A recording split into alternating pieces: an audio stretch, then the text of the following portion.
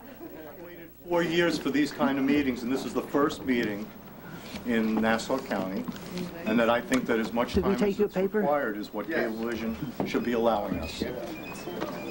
Now we've heard. All right, thank you, ladies and gentlemen, again for coming down tonight. This is, as I said earlier, the second in a series of meetings. We had one in Hauppauge last week to discuss the new Cablevision Public Access Rules and Regulations kit that will be launched in July of this year. We hope to sit down and better be able to explain to you folks exactly what the kit exists of, answer any of the questions that you may have regarding the kit. We ask that one person please speak at a time so that we can address any and all questions in a professional manner. For any of you who have issues outside of the actual kit itself and any of the information that are in the kit, we'd like to keep the meeting focused to the actual kit itself. If you have other issues, please give us a call or write us. We'll set up a private meeting, which we'd be happy to have with you, to discuss issues relevant to anything else outside the kit. Brian, when we don't have an opportunity to discuss this in an open forum, all of the questions, or many questions that I've asked you folks, you don't answer and you ignore, and I will bring some of those up tonight, and I'd like you to address them. Okay. Again, we'd like to keep the meeting moving. We'd like to keep the meeting moving in a positive manner. Let me just introduce to you some of the folks that are up here working. All of you basically know them. Maurice Cunningham is the area director of public access, public and leased access for the entire metropolitan area.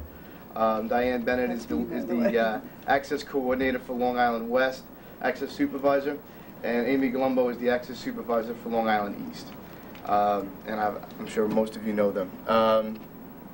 With that, what we'd like to do is to see if there are any questions from any of you, and we'll handle them one at a time and take it through. Rasan. Good afternoon or good evening, whatever the case may be. My name is Rasan Hoskins. I'm the host and producer of Shocker's Crowd, except for I think Glendora's program may have been on longer than mine. But I think I'm about the longest consistently running access program in Nassau County. So I do know everyone that's here. I don't know this lady right here on the end so well, but I was here before Brian came, and the other young lady, Diane, has been here throughout. And I've seen a lot of changes that have gone on here in Cablevision. Everyone didn't get a chance to get one of the invitations that I gave out, that we have the opportunity to form a association of public access producers.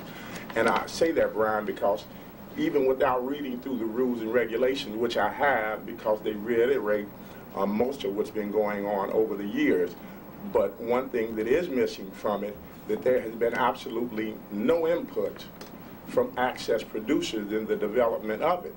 And Cablevision systems is probably one of the only systems, certainly the richest, one of the richest cable systems in the world, and that most systems will give the operation of public access over to access producers, because it's a contradiction to think for one moment that a corporate entity would look out first for the concerns of the community. They just don't mix. It's like water and oil, because you have to think, and it's no blame on you, it's no reflection on you. I feel that you all are doing what you are mandated to do by Cablevision, but I would say for those producers that have never had the opportunity to come together in a forum and to sit down and to see how we can develop a viable public access entity in Nassau and Suffolk County, the burden, the onus is really on us. So I think even as we meet tonight, we know that we're meeting, you sitting where you sitting, looking out for your best interest, or the best interest of Cablevision. But these persons over here on this side, perhaps many are totally satisfied, perhaps some are not. Certainly I know, I had a chance to go to Cincinnati, Ohio, that's where I'm from. I was talking to Diane about it. And they've got what they call media crossways there. Naturally, that large public access system is given over to a nonprofit entity. It's like almost a joke what we're working here with back here in this editing room. I mean, it's so antiquated, so outdated, We don't have a viable educational training component for young people. Almost every other system does, and certainly we wouldn't want to train any young people on this equipment that is so old that, I mean, it's like, you know, one of those things that you crank. So, I mean, I would say certainly I have to sit here and listen to everything that everyone is going to be saying because they have concerns, but that's the reason I did give that invitation out. I encourage those persons that are here to come out for a meeting that we can form an organization of public access producers, and then present ourselves to you to show you where it may be in your best interest, because as you can see, you're getting ready to get hell. But I mean, you get paid for getting hell. And Not enough, I might add. I'm saying this to say that it really is no reflection on you, but I have seen so many changes. At one time, I was on a tangent because I would come down here and public access producers would come in and they would be here for 2 weeks, and next thing you know, they would be working here, but that never happened with one black person. And so that pissed me off. I thought that it was discriminatory that none of those persons ever got jobs. I thought it was wrong when Extra Help came here.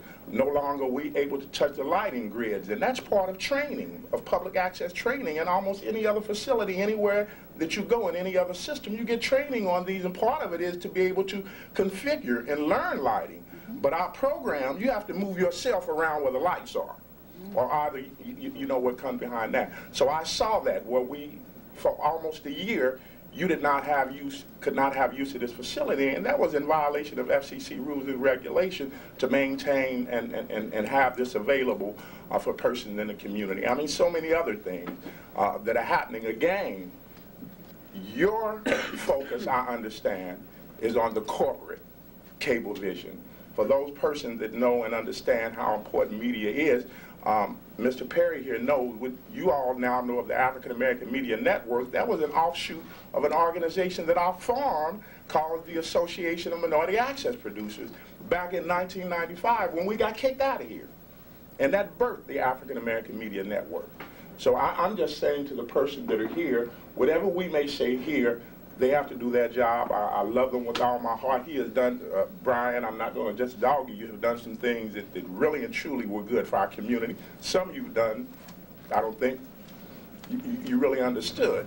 Diane, we didn't start off well, but I would say over the years that there's no other person that's more caring to me. Now, maybe you all have differences with you, but that's your business. That's on you. I'm not going to take the opportunity to say that. It's a hard job dealing with the public. But if we're going to do anything and have any impact in our community, have this meeting, say what you're going to say, and understand that if we don't have our own organization, everybody here is just going to be running off at the lip. And with that, I thank you. Thank you. You raised some very interesting points, and I am Mary Cunningham, and I am the area director, the NYMA, New York Metropolitan Area Director of Access Programming. I have been in Access for 17 years, and I too have seen a lot of changes in Access. And You work for Cablevision? I have worked for Cablevision in Access for 17 years. Oh, okay. Starting in Connecticut, but now my territory is the New York metropolitan area. There have been a lot of changes, and a lot of when I started off, there was an empty channel, and they said, "Oh, here's a," and actually I went out and found a tape from the Salvation Army, and I played it every afternoon at 4 o'clock, and I was out there saying, you know, come on, let's get some more programming. Here's this tremendous medium. Let's use it. And from that point, we now are running thousands of hours a year of Access programming. And certainly the fact that we now have a local programming department, we now have a New York Metropolitan Area Director of Programming, we now have created the positions of Access Supervisors, shows that we are now in this new regime working toward, hopefully, some of those changes I hope you'll think are good changes. But you do know, again, I don't want you to negate what I said. You look out for the corporation first. Isn't that your first concern? Well, certainly, if I'm an employee of the corporation, and if Access is going to continue, we have to continue to have a corporation that can continue to support financially the operation. You don't have a choice for it to continue. It's FCC mandated that it's franchise mandated rather than FCC mandated. well, the FCC says that you must do what you're doing in order to, and these communities where the cable. So I mean, I don't want you to get to negate nor to couch this in terms of that. Again, as I said, we would be delusional to think that whatever you say is first for these access producers. It doesn't mix. The bottom line with Cablevision system is cash money. Am I correct? Certainly, of course. We have stockholders that we must report that to. Okay, very Let me good. ask, if your intention, you know, you're going to bring a group together, is it your intention to form a third party, a nonprofit organization that will... It's to me, in my experiences and with the person that I have spoken with all over the country, because I've really been doing some research and some study on it, that it's generally in the best interest of the franchise and the community, because on the nonprofit, the burden on them is to develop as many producers as they can possibly develop in order to make themselves legitimate. So I'm saying in what is here, there's not a lot of emphasis placed upon developing new producers.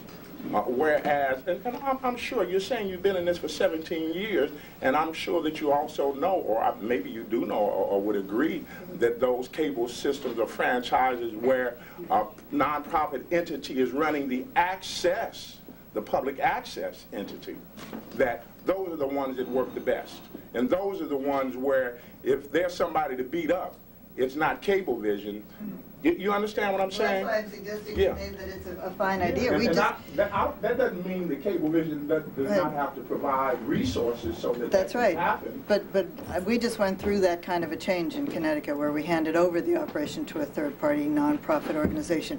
I think you would find, however, that suddenly that third-party provider, you become very concerned about the bottom line. And you then will see, you know, what it takes to pay rent and so forth. And it's not just, you know, let's everybody get together and set up the schedule. There's a lot Even though to it. that's how it started. That's how all of these entities started. But what I would say is that that does not mean that whatever the organization would be does not need your expertise and your input to see to it that it would be a success. The other thing that you mentioned was training, and we certainly do hope to make some very definite changes in training. Now that we have our access supervisors in place, we're all going to get together, take a look at the training programs throughout the New York metropolitan area, see what we can do, what we can pull out that's best of each of those training programs, and come up with something that will certainly be beneficial and very much so. Again, we're interested primarily in Nassau and Suffolk counties. But again, I'm under no delusion that I'm going to say anything that is going to dissuade you from continuing on what you get paid for. Well, but or those persons. to dissuade you that we really do care? No. What I'm saying, and I'm speaking primarily at this point also to the access producers here, that the burden is on us to form that association. Me saying this to you doesn't mean anything, because you're not here to just say, okay, Rashawn, well, that's great, bring your organization back.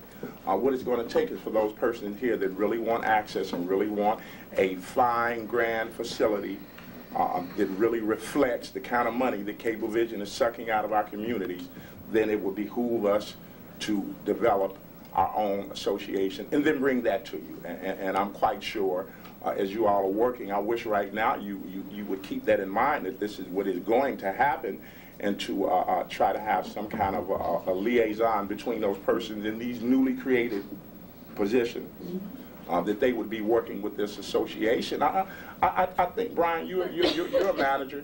Does this make good sense to you?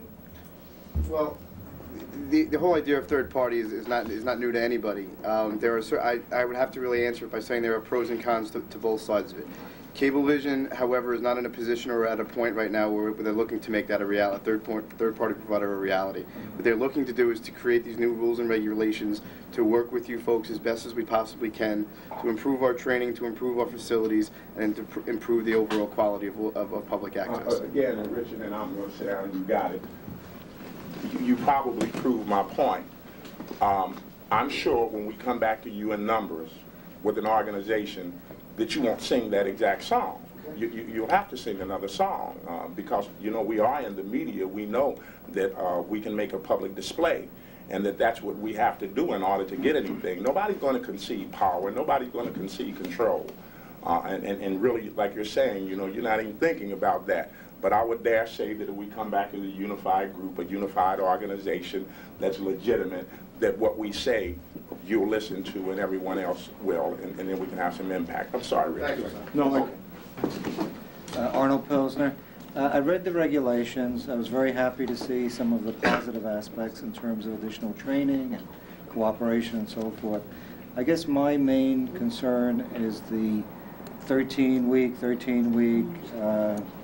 system, and I don't really understand what prompts that, because on the one hand, you're looking at the Cablevision system as a whole, which is good when you want to make regulations. On the other hand, I can't believe that all the systems are the same.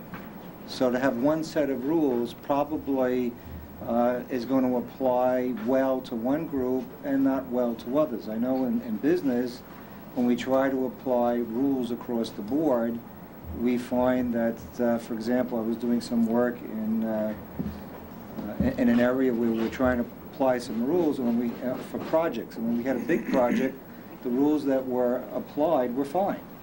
When we tried to apply it to a small project, we said, this is crazy, because by the time we do all the paperwork and the analysis and everything, we'll be done with the project. We'll be all over with. So it didn't make sense to take one set of rules and apply it across the board. I was a little surprised that that was done here. But I guess what I'm really trying to find out is what prompted the decision to say that we have to rearrange the existing schedules and that people will be able to ask for other people's spots. I don't understand what's prompting that. Do you mean that you have so many people wanting public access spots, new people, in this system here, that you can't provide it for them? Is that what you're saying? I don't understand the reason for the rule, I guess. Okay. The reason for the rule is that access is first come, first serve.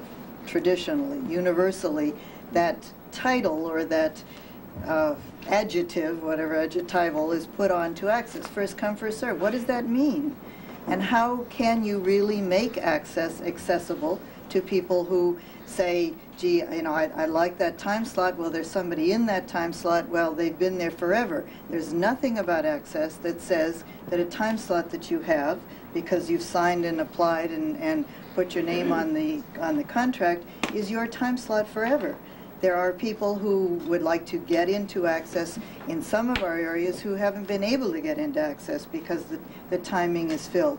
So in order to say, all right, what is first come, first serve, and how can we make it work for our access users, this is what. Now, rather than say, all right, on the first Monday of the month at 8 o'clock, we're going to have this program, and the second Monday of the month, the next program that comes along, we'll put that in, and the third Monday of the month, we'll put, you know, that's chaos. But in order to give people a chance to try out other time slots, to try to get on the air in places where they haven't been able to, we've set a 13-week schedule to allow people to. Now, our first intention is to not to shake up the lineup every 13 weeks. We constantly have people who come and say, you know, I want to get on and I want that time. So we say, well, how about this time slot, or how about that time, or how about the next day, or how about, and most of the time that's fine, and they will take that time and everybody's happy, and that will continue to be our intention. But again, we don't intend, all right, if we don't intend to say to someone, oh, here, why don't you take this person's time slot? We intend to say, no, let's look at this empty time slot. But if someone is really continues to say, no, I want that slot, then there is no reason why they shouldn't have an opportunity to have a time slot. What I'm really asking is a practical issue here. I'm saying, I'm confining myself to the Westbury system only. And I'm saying prime time, however you would define it, is X number of hours during the week. Are we saying that there are people who can't get into the prime time slot? That I'm not under the impression there are so many producers here. Okay. Are there people? I do have 180 producers on the Woodbury system. Okay. And Over 180 everybody does want prime time, and I have been, like Marie said, successful in persuading people, you know, to get on the air and accommodate them in other spots, which I will continue to do, because I realize people have their followings. We all do, you know, that they watch a certain show at a certain time. And it will be a hardship to switch you around, but we'll make the provisions we can in, you know, keeping the on-air directory up to date and the total guide up to date so that people can find you. If somebody has Saturday night at 8 o'clock, does that mean that they should have Saturday night at 8 o'clock for the rest of their No, but professional there are public other access solutions. career? I mean, it's like if I had a bus that holds 50 people and 70 show up, what am I going to say? We can only take 50 people. Let's have a lottery for it. Or am I going to say get another bus? I mean, the point is, Cablevision is a multi-billion-dollar, I guess, corporation now. And if public access begins to grow, this problem is only going to become worse. Why doesn't Cablevision increase their capacity? But it isn't so much the capacity, or as you say, their prime time is just a set number of hours. It isn't so much that the day is filled or that the 24 hours is filled, as that there are people who would like to see their programs on at times, that aren't necessarily afternoon. If they want their program on in the evening, they might want to try another time. It doesn't involve that the channel is overfilled, and still may not involve that anyone will need to move. It's not our intention to move people. We will work with people as best we possibly can to keep them at their time spot. All of the governing rules of public access tell us that we have to treat it on a first-come, first-served basis, and this is the only equitable way we can do that. So we have to reapply every 13 weeks? Yes. Excuse me, I just wanted to ask a quick question. My name is Rebecca Carley from What's Ailing America. First of all, I would like to request that maybe during our next meeting you could have your legal counsel here, because I saw when I watched the show this morning that you kept referring to the legal counsel said this and the legal counsel said that, and maybe if the legal counsel were here, some of us who are actually pro se's and have gone as high as the United States Supreme Court and know the law ourselves could actually, ask them what are they talking about, because some of these things just clearly don't make sense and seem to be antagonistic to us. And this is my main beef, is this 13 weeks thing. Let's define what this means, first come, first serve. I've been on Tuesday nights at 10 p.m. for 3 years. I'm the first one there, okay? So I'm the first one that should be served. Now, if someone doesn't want me on the air, they could come to you and they say, we want Tuesday night at 10 p.m. And you're going to say, how about this night? And they're going to say, no, I want this night at 10 p.m. And they may get that night and they may not even do anything with it. And they may do this every 13 weeks to move me around from here to there. Certainly you must realize that this is going to be a problem. Now, how do you have a viewership? What does Cablevision do? They show the same shows every week at the same time all year long. You don't go 13 weeks here and 13 weeks there. And if you're really serious about public access being something, because you should realize some of us have a large following. We're actually giving you our shows for nothing. And what do we get for this? Nothing. We don't even get seniority to be on just our time slot. That's all we need, is just a time slot. Now, if someone else wants to come in, it should be a seniority thing. You want to have a prime time, then you have to be there. You have to stand in line. You have to put in the time. That's how it is every place else in life.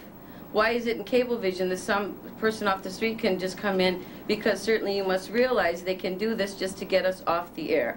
So I would like you to answer how that question is going to be addressed. They couldn't not do anything with the time. I mean, that certainly, if they came and just said, I want that time, and they gave us no program, that's not, and that's, I mean, when they give the application, they need to give us a tape and show us in good faith that they've got a program to go on that time. Okay, so whatever they do, so they put a show on, but it doesn't address my point, that that's going to be a mechanism to get us off the air, to make us constantly change around every 13 weeks so nobody knows where we are. But isn't that what access is they're giving everyone the opportunity to say what they want to say, so that if they say something and it's you in particular that they are focusing, that was my understanding of what access was. But not in my slot. I mean, if they want to focus about what I'm saying, maybe they could come on my show and talk to me about what I'm saying. This is going to be a mechanism used to get us off the air and to put us in another place. Then to invite them to come onto your show and talk with them. Okay, but we don't know who they are as they're going to your office to apply for our time slots. And why are not the public access producers involved in these decisions? Who says it's first come, first serve? Where did this come from? And I would like to see the legal definition of first come, first serve. Because as far as I'm concerned, I'm the first one. I am first to be served Tuesday nights at 10 p.m. And why is someone else going to have... And the FCC is that access is first come, but we will certainly look up the regulations. Well, that's what I'm saying, see, and when will we get feedback on this? And that's why if you could have the legal representatives with you next time so that we could ask these questions, it would really help. But I would just like to go back to my final point that I made. If in reality, in this system, public access is doing so well that you have all these producers, then it would seem that no matter what you do, you're not going to satisfy everyone. The right thing to do is to increase the capacity. Instead of having one channel, have two channels for public access. I mean, you're moving towards a system, as I understand it, where you're going to replace the analog boxes with digital boxes. And when you go to the digital boxes, I don't know what they say today, how many channels you can have, but you're going to have what? Quite a few. Quite a few channels. It isn't even really a channel at that point. Right. It's more like a destination than Right. a channel, and it may be one lumping group of programming, and a community programming is here in this area, and you don't even have to put a number in, you just program it to community programming. And I understand that's coming rather soon, that the Cablevision system is now going to start replacing analog boxes with digital boxes, which means that may be within a year or so. If that's true, and channel capacity is going to open up, then why doesn't Cablevision say, okay, we have all these people that want more time, why not give them another channel? This way, people will be able to, you know, the people that are here can maybe ask for a better spot on the other channel, and then more people can move in, and that way you solve your capacity problem. This way, again, it's the analogy of the bus. The bus shows up, you've got 50 seats, you've got 70 people, now you got 100 people, now you got 150 people, and you can only carry 50 people. People are not going to be satisfied with anything but the prime time spots, because no one's watching. So I think that's why I asked, what's the problem? What's the solution? I don't think you really have a solution to the problem. The problem is more and more producers want more and more prime time, and all you're doing is saying, let's mix it all up so that nobody's happy. In this area, there may not even be a problem. Well, that's what I asked before. Is there a problem in this area? If there's not a problem in this area, then leave it alone. If it works, you know, you don't have to touch it to fix it. And you don't have to take a set of rules and apply it equally when it doesn't make sense. Well, see, I'm going to disagree with that analogy of the corporation and having different sets of rules. I traveled around throughout the New York metropolitan area in the fall, and one of the main things that I heard as I met with groups was that our access policies and procedures, the rules have been the same, and I know that there are people who have seen other versions of rules or from other cable companies that served Long Island at one point or another, but the basic portions of the rules, the basic tenets of the rules have been the same throughout my experience with access. They haven't changed. But how we've administered those rules, the policies, the day-to-day working method of dealing with those rules has been very different from one place to another.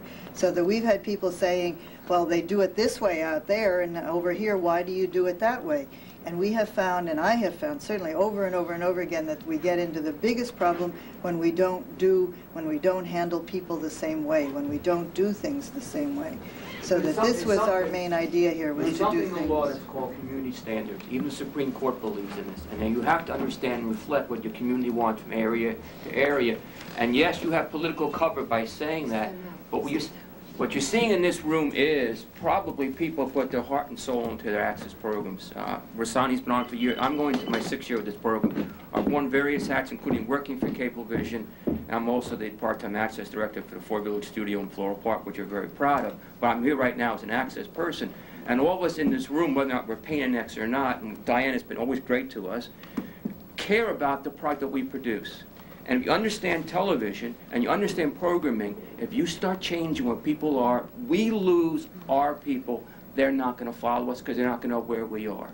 Consistency is so important in terms of what you have to do, but consistency is very important what we have to do. And if for 13 weeks we're on a Wednesday night, and for 13 weeks we're off the air, because you can control that right now with these rules and regulations. But we aren't going to control that. We are not You going can. to just arbitrarily take. Yes, you can. If someone else comes in and says that is the spot and I can't be dissuaded from that, you will know that immediately. And you will have 13 weeks to tell your person, your viewers, No, I'm the going way to... the rules are set up, this is the worst case scenario, but it's a possibility, especially if you don't like somebody because they're a pain in the neck, whatever, you have this cover.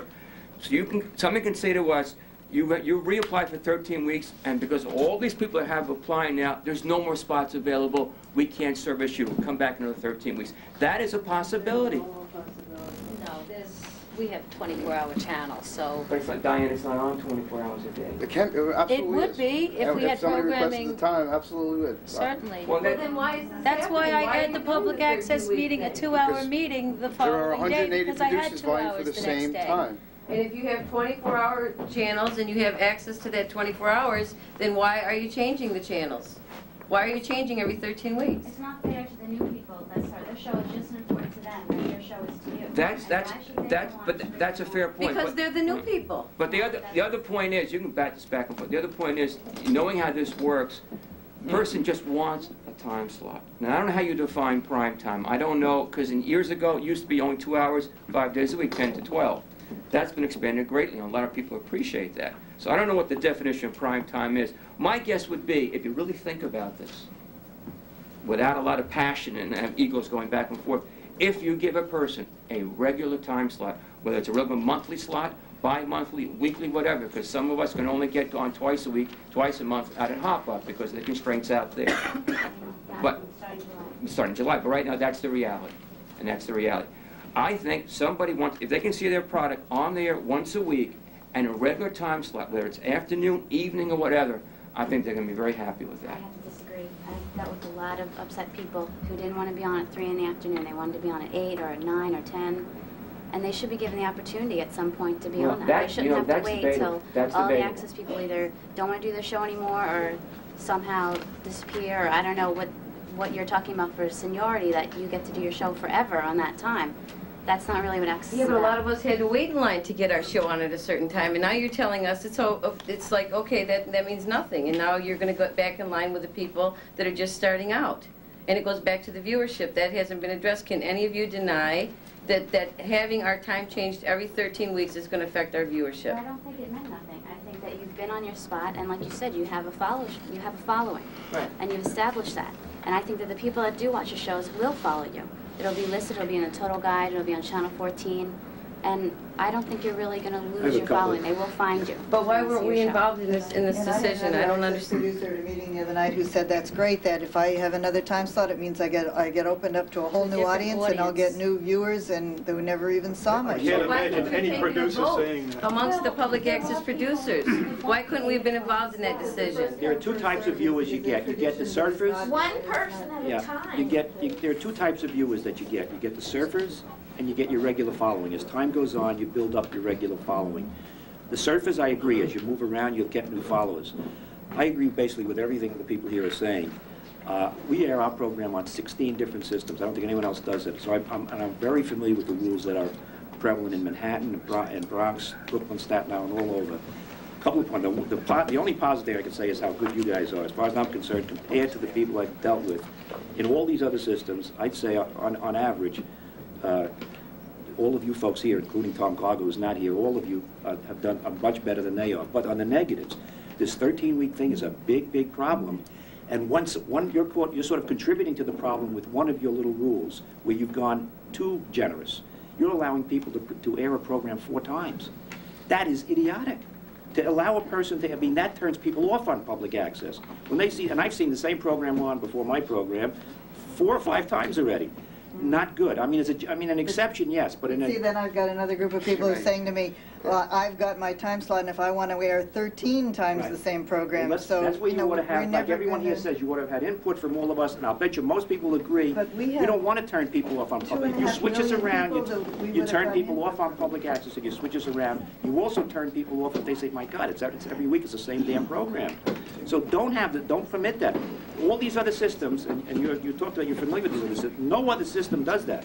No other system will allow you to air a program that many times. There are many people who can't produce a new program Well, every then, week. yeah, but then they should and go on can to do it be in the once a month. afternoon and air it every week at 3 Well, o'clock see, in there the are a lot afternoon of people then. who wouldn't agree with that at all. I think most people would. No, I'm And what they do sorry, in Brooklyn and now you've Manhattan, their offended rules me. are, let me tell, are you familiar with the rules that they use in throughout the No, city? I'm Oh, let me tell you what the rules are. If you have you do it by 13-week intervals, but they say no one can air any program more than twice. Frank, I'm sorry to interrupt you. Is that a third-party provider that does that?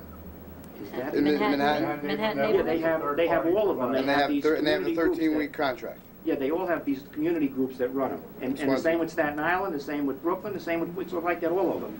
And what they say is, they'll even limit you to how many you can air twice. Some will say you have to have 10 programs for 13 weeks. Some will say 8 programs. Isn't that editorial control, though? Or No, not if you're going to even keep airing the extent same of- program. That's an abuse. To me, that's the same when the young lady there said, if someone will take they don't like her, they want to put on, they're going to take over the slot, they can produce one program and air it 13 weeks. That's how they would effectively do that. So for Pete's sake, you got to set up reasonable rules. Commercial TV doesn't allow airing the same they'll vary it over the year maybe, in the summer they'll re-air it, but not to re-air it all the time. And I think you ought to tighten up for all of us on They that. do. In fact, I just heard on the radio that coming over, the South Park is going to do 10 new episodes next year. Well, I don't know about that. In addition, this system has that's 480,000 subscribers. It's the largest system in New York. I think it's the largest in the country. It's certainly the largest in New York State. It's larger than Queens. Queens has, I believe, 4 channels. Manhattan has 4 channels. Staten Island has 2 or 4 channels. Brooklyn has 2 or 4 channels. So why do we have 1 channel? Why? What's the... Because of the number of hours of programming. No, but Can you're I just telling address us the that total people guide? want more prime time. So if people want more prime time, you got it like I'd like to address Right. I'd like to address Frank's question, I'm because, trying to. no, I'd like to address Frank's question about the total guide. This relates to the total guide in Channel 14, which I've heard mentioned twice tonight. I don't subscribe to total guide. I don't think I should have to subscribe to know what's on public access.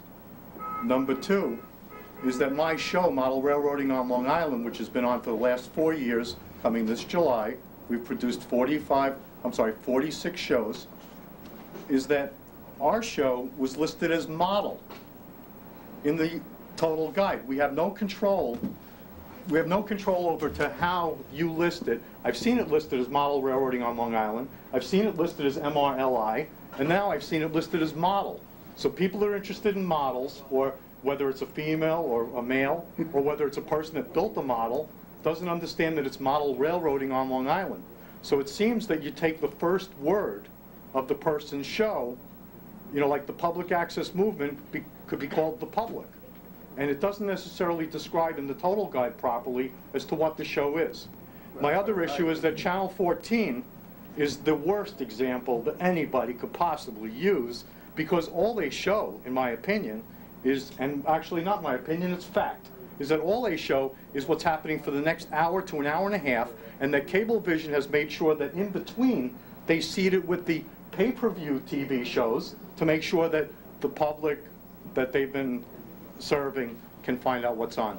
What I'd like to point out is the Manhattan Neighborhood Network and Crosswalks has a dedicated channel that shows you what's on the public access channels, so that you don't have to subscribe to Total, you don't have to watch like Channel 14 every hour to find out what's going to be on, and everybody correct me if I'm wrong, because I believe in my heart that if you folks made a dedicated channel to say what's on public access 24 hours a day, that we wouldn't have a problem necessarily with the 13-week rule, because people would have a place to easily find out what shows are on.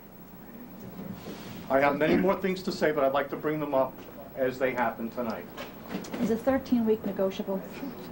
I mean, can we change it to 6 months or a year? I understand what you were saying about the fairness, and I totally understand that.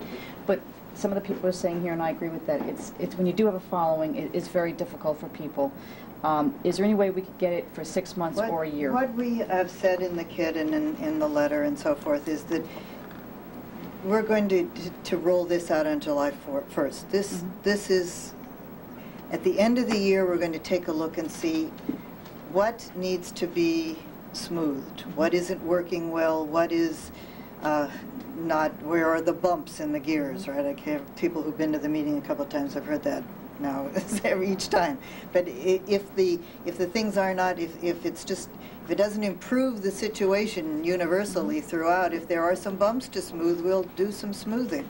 If we find out that it's difficult to run in only 13 weeks, that it doesn't provide the access for the new people who we're trying to assist, and in some areas there have been people waiting for years to get on, then we'll smooth those bumps and see what it is that makes it more workable. Maurice? It is a work in progress, though. Has Cablevision considered a second and third channel yet? And secondly, the second point I'd like to make is this. With public access, there are two portions of the public. The producers, the people who make the shows, the people who watch the shows. They're not represented here tonight. So for you to say, oh, well, look, you're showing it at 9 o'clock on a Thursday. Well, if you show it 4 o'clock on a Tuesday, your viewership is going to switch. That's nonsense. There's no way they're going to switch. But the first question is the most important one. Have you people as yet considered a second and a third channel, as many other cable systems do? There are specific percentages of channel use before we consider opening a second channel. It sounds as though your answer is no, you have not considered We've certainly considered a second it. or third channel. We've certainly considered it, but not until we get to a percentage Not of until you've gotten use. every producer mad, face a potential lawsuit. What I said, and who sir. wants that? I don't think that's what I We're here said at because all. we like you people. I think you are leading yourselves into a real problem. I think you're all anticipating things that may not be problems when it actually comes into being, and we'd like to ask you to just give it a try. Once the egg is broken, you've got an omelet. You can't get it back in the shell. What about preference for local producers as opposed to out of area producers? Is that, I mean, they do that in other systems. What did you say? Yeah. Frank just said something. I was afraid of being a vegetarian. I had turned invisible. But, okay, several things. The phrase first come, first served was traditional in the community antenna TV systems where public access originated, but it's now enshrined in the Communications Policy Act of 1984. That's Title 47, Chapter 5, for anyone who wants to see it. Now, the federal law is very thin. It has a few principles like no editorial control by a cable company. That's you mentioned that's traditional also. Public access was uncensored traditionally.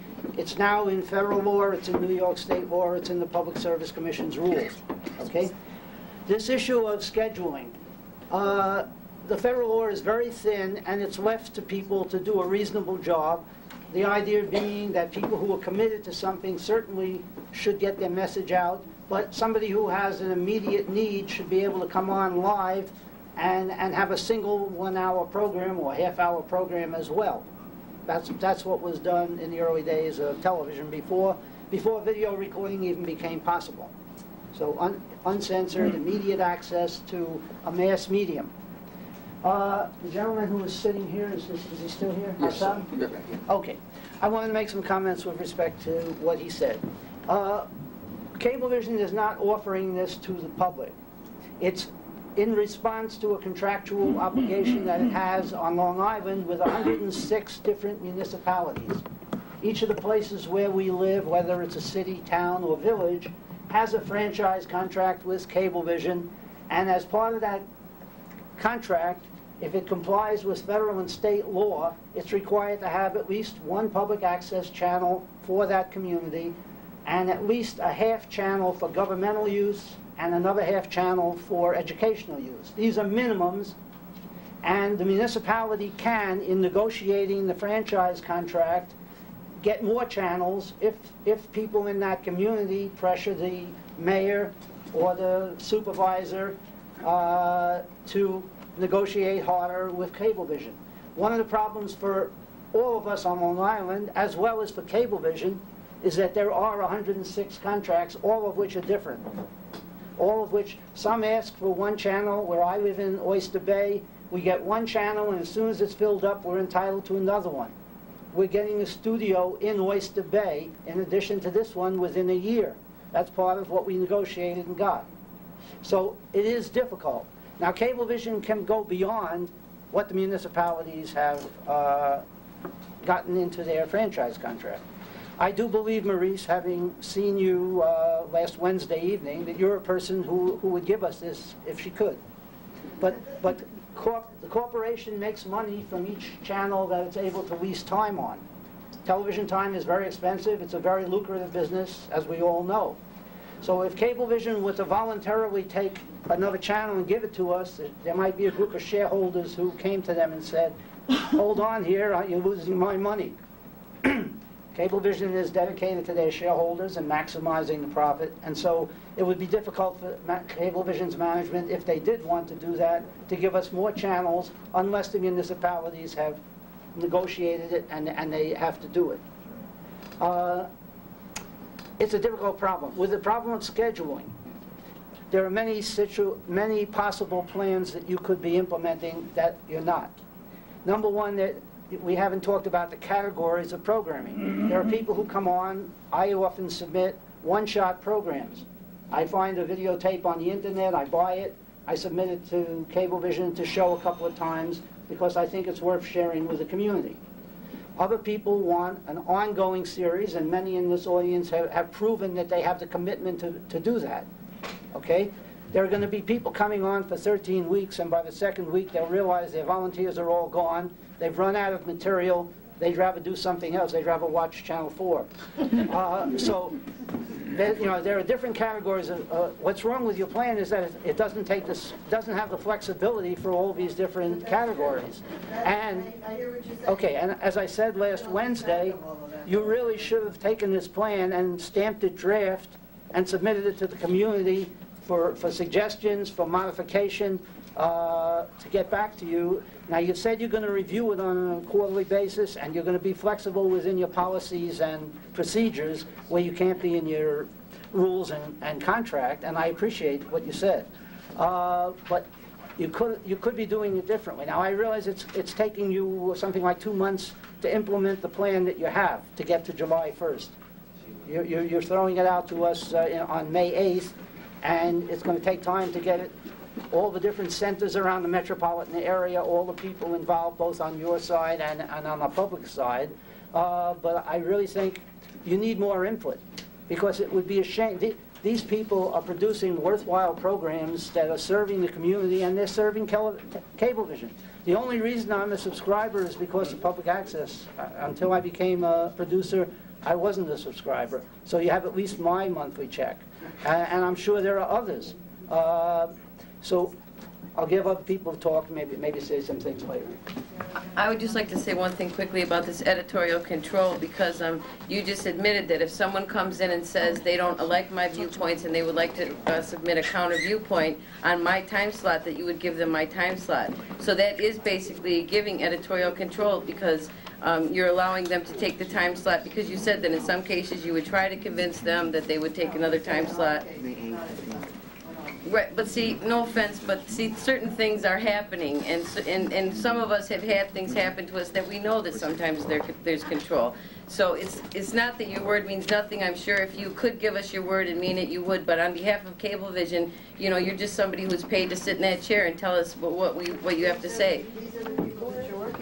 No, I know, and I have to say, too, I want to give a special thank you to Diane and Amy, because I've worked with them, and they've been wonderful, and I don't think that we can say enough to how much we appreciate what you've done. I mean, they have really gone out of their way, and on the small level, the people that I deal with, I've had a great relationship, and I work with Pat and Rob here. When I do my show editing, they've been fantastic, helping me, in many ways, as they're able to do whenever the equipment's not working. Sometimes they can't do anything. But I think it's really important for you to consider that editorial control could be put upon us based on this whole thing of taking our time slot. And also, just for you to realize that this is really important for us, and for you to sit up there and say that this is the way it's done and these are the rules, it's just kind of antagonizing us. You could at least pretend that you would like to help us, but you can't. But when you stand up there and say that these are the rules and they'll be reviewed on a quarterly basis, well, who's going to review them? The same people that made them. And so you're going to sit there and say, yeah, these rules are reviewed, stamp, okay, eat this, public access producers. We should have some input, because we are doing a service for the community. We are have our hearts in this. We think it's important, and I do think that the people that have shown a commitment should be given some kind of something back from Cablevision for what we are doing. Again, the rules have come to us from our legal department. The rules, what we're talking about are the policies and procedures, the operational, the day-to-day, how do we make it happen, not the rules. The rules we have changed only when things such as political candidates are not allowed on the channel have been taken out. There were some time frames that we were able to shave where they'd asked for like 75 days and we said, no, 30 will do. Those are the changes in the rules. Our legal department says these are the rules that you will use and this is the contract. It's how we make that work that is changing, and that certainly can continue to change because those aren't the legalities. They're the day-to-day, how do we all work together on this? Certainly we are going to review it, and yes, it will be the same committee that created the policies and procedures, but we've asked that any input that you would like to have, that you get to us, and we're asking for it in writing because the committee comes from New York, New Jersey, Connecticut, Long Island, and all points in between, and we'd like to be able to say, all right, we've heard this, I'm taking notes at each of the meetings, when we come up with things that we never thought of before. I've had a couple of things that people have asked, and we said, oh my gosh, we didn't think of that. Now we'll go back and say, all right, how can we solve that one, or how can we work that out? So we are trying, and we're trying. We've got some areas, and again, go back to the point that where we came up with our most problem was the fact that we weren't handling it the same everywhere, that there were people who were having very different experiences in different areas. We've got people, something like 250 people waiting to get on in Rockland County. We've got to get those people, and we've got people with 2-hour programs. We have one fellow who's got 5 programs. One of his programs is 2 hours long. Well, no, that's not right, that he should be occupying that much of the channel when there are other people who can't get their programs on. In the state of Connecticut, it is a law that the 13-week, that your program must, if someone else wants it, you must leave that time slot. So that what we tried to do is to say, all right, we'll address the first come, first serve, we'll make it, but where there are no problems, there probably won't be a lot of turnover. So I have to say, who makes this law? Because you're saying in Connecticut it's a law. So we're not even told that this, just like, I don't know if as Richard said, this thing comes out, or Bob, that it's not marked draft, and that we're not even consulted for our input on this. Because what if it doesn't work? What if half of us lose our shows because nobody even watches us? We stop getting calls, we say, why even bother? So what compensation will we get from Cablevision for losing our shows? That's why we're asking if you come up with things that you would like the committee to address again in the review. Let us know those things. Yes, I think we're letting you know. We don't want to be changed every 13 weeks. I'd like to have you try it first before you see that it isn't going to work. What about that allowing 4 repeats? To me, that's, well, how did you pick 4? Why not 13? Why not allow 1? Because we've got people who want the opposite, and that's the compromise. But who would want the opposite? Oh, there are a lot of people who want the opposite. I'm thinking of what benefits public access. Public access is benefited when it has a regular time slot. People follow it. It also benefits when it's new each time. If you're repeating this content. I agree. So that is clearly harmful to the interest of public. It's somebody who does something maybe at home and just wants to air it, the same thing over and over again. We agree. In our last meeting, we've heard that people want their show aired over and over and over again. And so that there is, that's all we can tell you is that it's a compromise between people who want it here and people who don't want it. Yes, sir. Hi, Garo Alexanian, and I am with the Long Island Motion Picture Arts Center. We got our program on 7 cities now, from Los Angeles, Seattle, Dallas, San Jose, San Francisco, as well as all the boroughs and all of Long Island. And so we've been producing for like 6 years, and before we got into video. And so we know the various rules that they incorporate, and we've run into this 13-week rule. Los Angeles has something very similar in which you wait 7 weeks and then you get the time slot that you actually request. But everybody waits 7 weeks. Nobody gets a permanent time slot. So these rules have been tried. Queens just sent out a letter 2 months ago, telling us they're going to implement this 13-week rule. And pursuant to our little Queens producers organization, they went to a lawyer, he looked it up, violated apparently Article 78, the way they incorporated, which means that you have to, under Article 78 state law, you have to have certain input from the public before you incorporate public policy like that, and they back down on it. I'm not saying that it's a good idea always to be antagonistic, but sometimes I realize I think most of us do, that you guys are under pressure as well to do your job as the higher-ups want. And you have to implement certain policies. But in this case, with this 13-week rule, also the no phone number rule that's being incorporated, which is currently being utilized by several places. Bronx is one of them, for instance, who does not allow phone numbers. That could be considered, of course, content control. These are legal issues. These are complicated issues. A lot of them don't even have rulings from the courts yet. And before we end up in an antagonistic environment to get those rulings from court, it would, I would think, make sense that to do this more at a slower pace rather than saying this is what we're going to do and we're going to try, and then asking our opinions afterwards. I think that's what the main concern is over here. There must be some meeting grounds on all of these, since these have been tried in other cities, and I've run into these and I'm dealing with them as best that we can with the distribution of our shows. But if the rules are implemented already and it's a fait accompli, why are we even having this meeting? If this meeting was being held first... Talk about questions of implementation and how we're going to roll it out, not to Not to at change this point anything. make changes. Well, then perhaps we're way overdue with what this gentleman said. Yes, I agree yes. fully. And perhaps antagonism is the only way to go. But in all honesty, I don't think it makes sense. I don't think it's healthy for anybody. But I will address some of the issues if I get a moment. The issue that you brought out, that there isn't enough channel usage to warrant a second channel.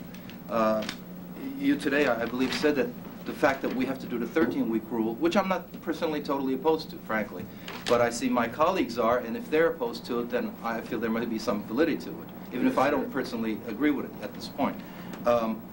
There must be substantial requests from new producers. Is that not considered channel use? Just because they want it at the prime time, and if they want it at prime time, I know in Brooklyn, we waited in a non-prime time slot for 2 years. And when people passed away, got disinterested, and so forth, we waited the 2 years. I didn't complain. I didn't do anything.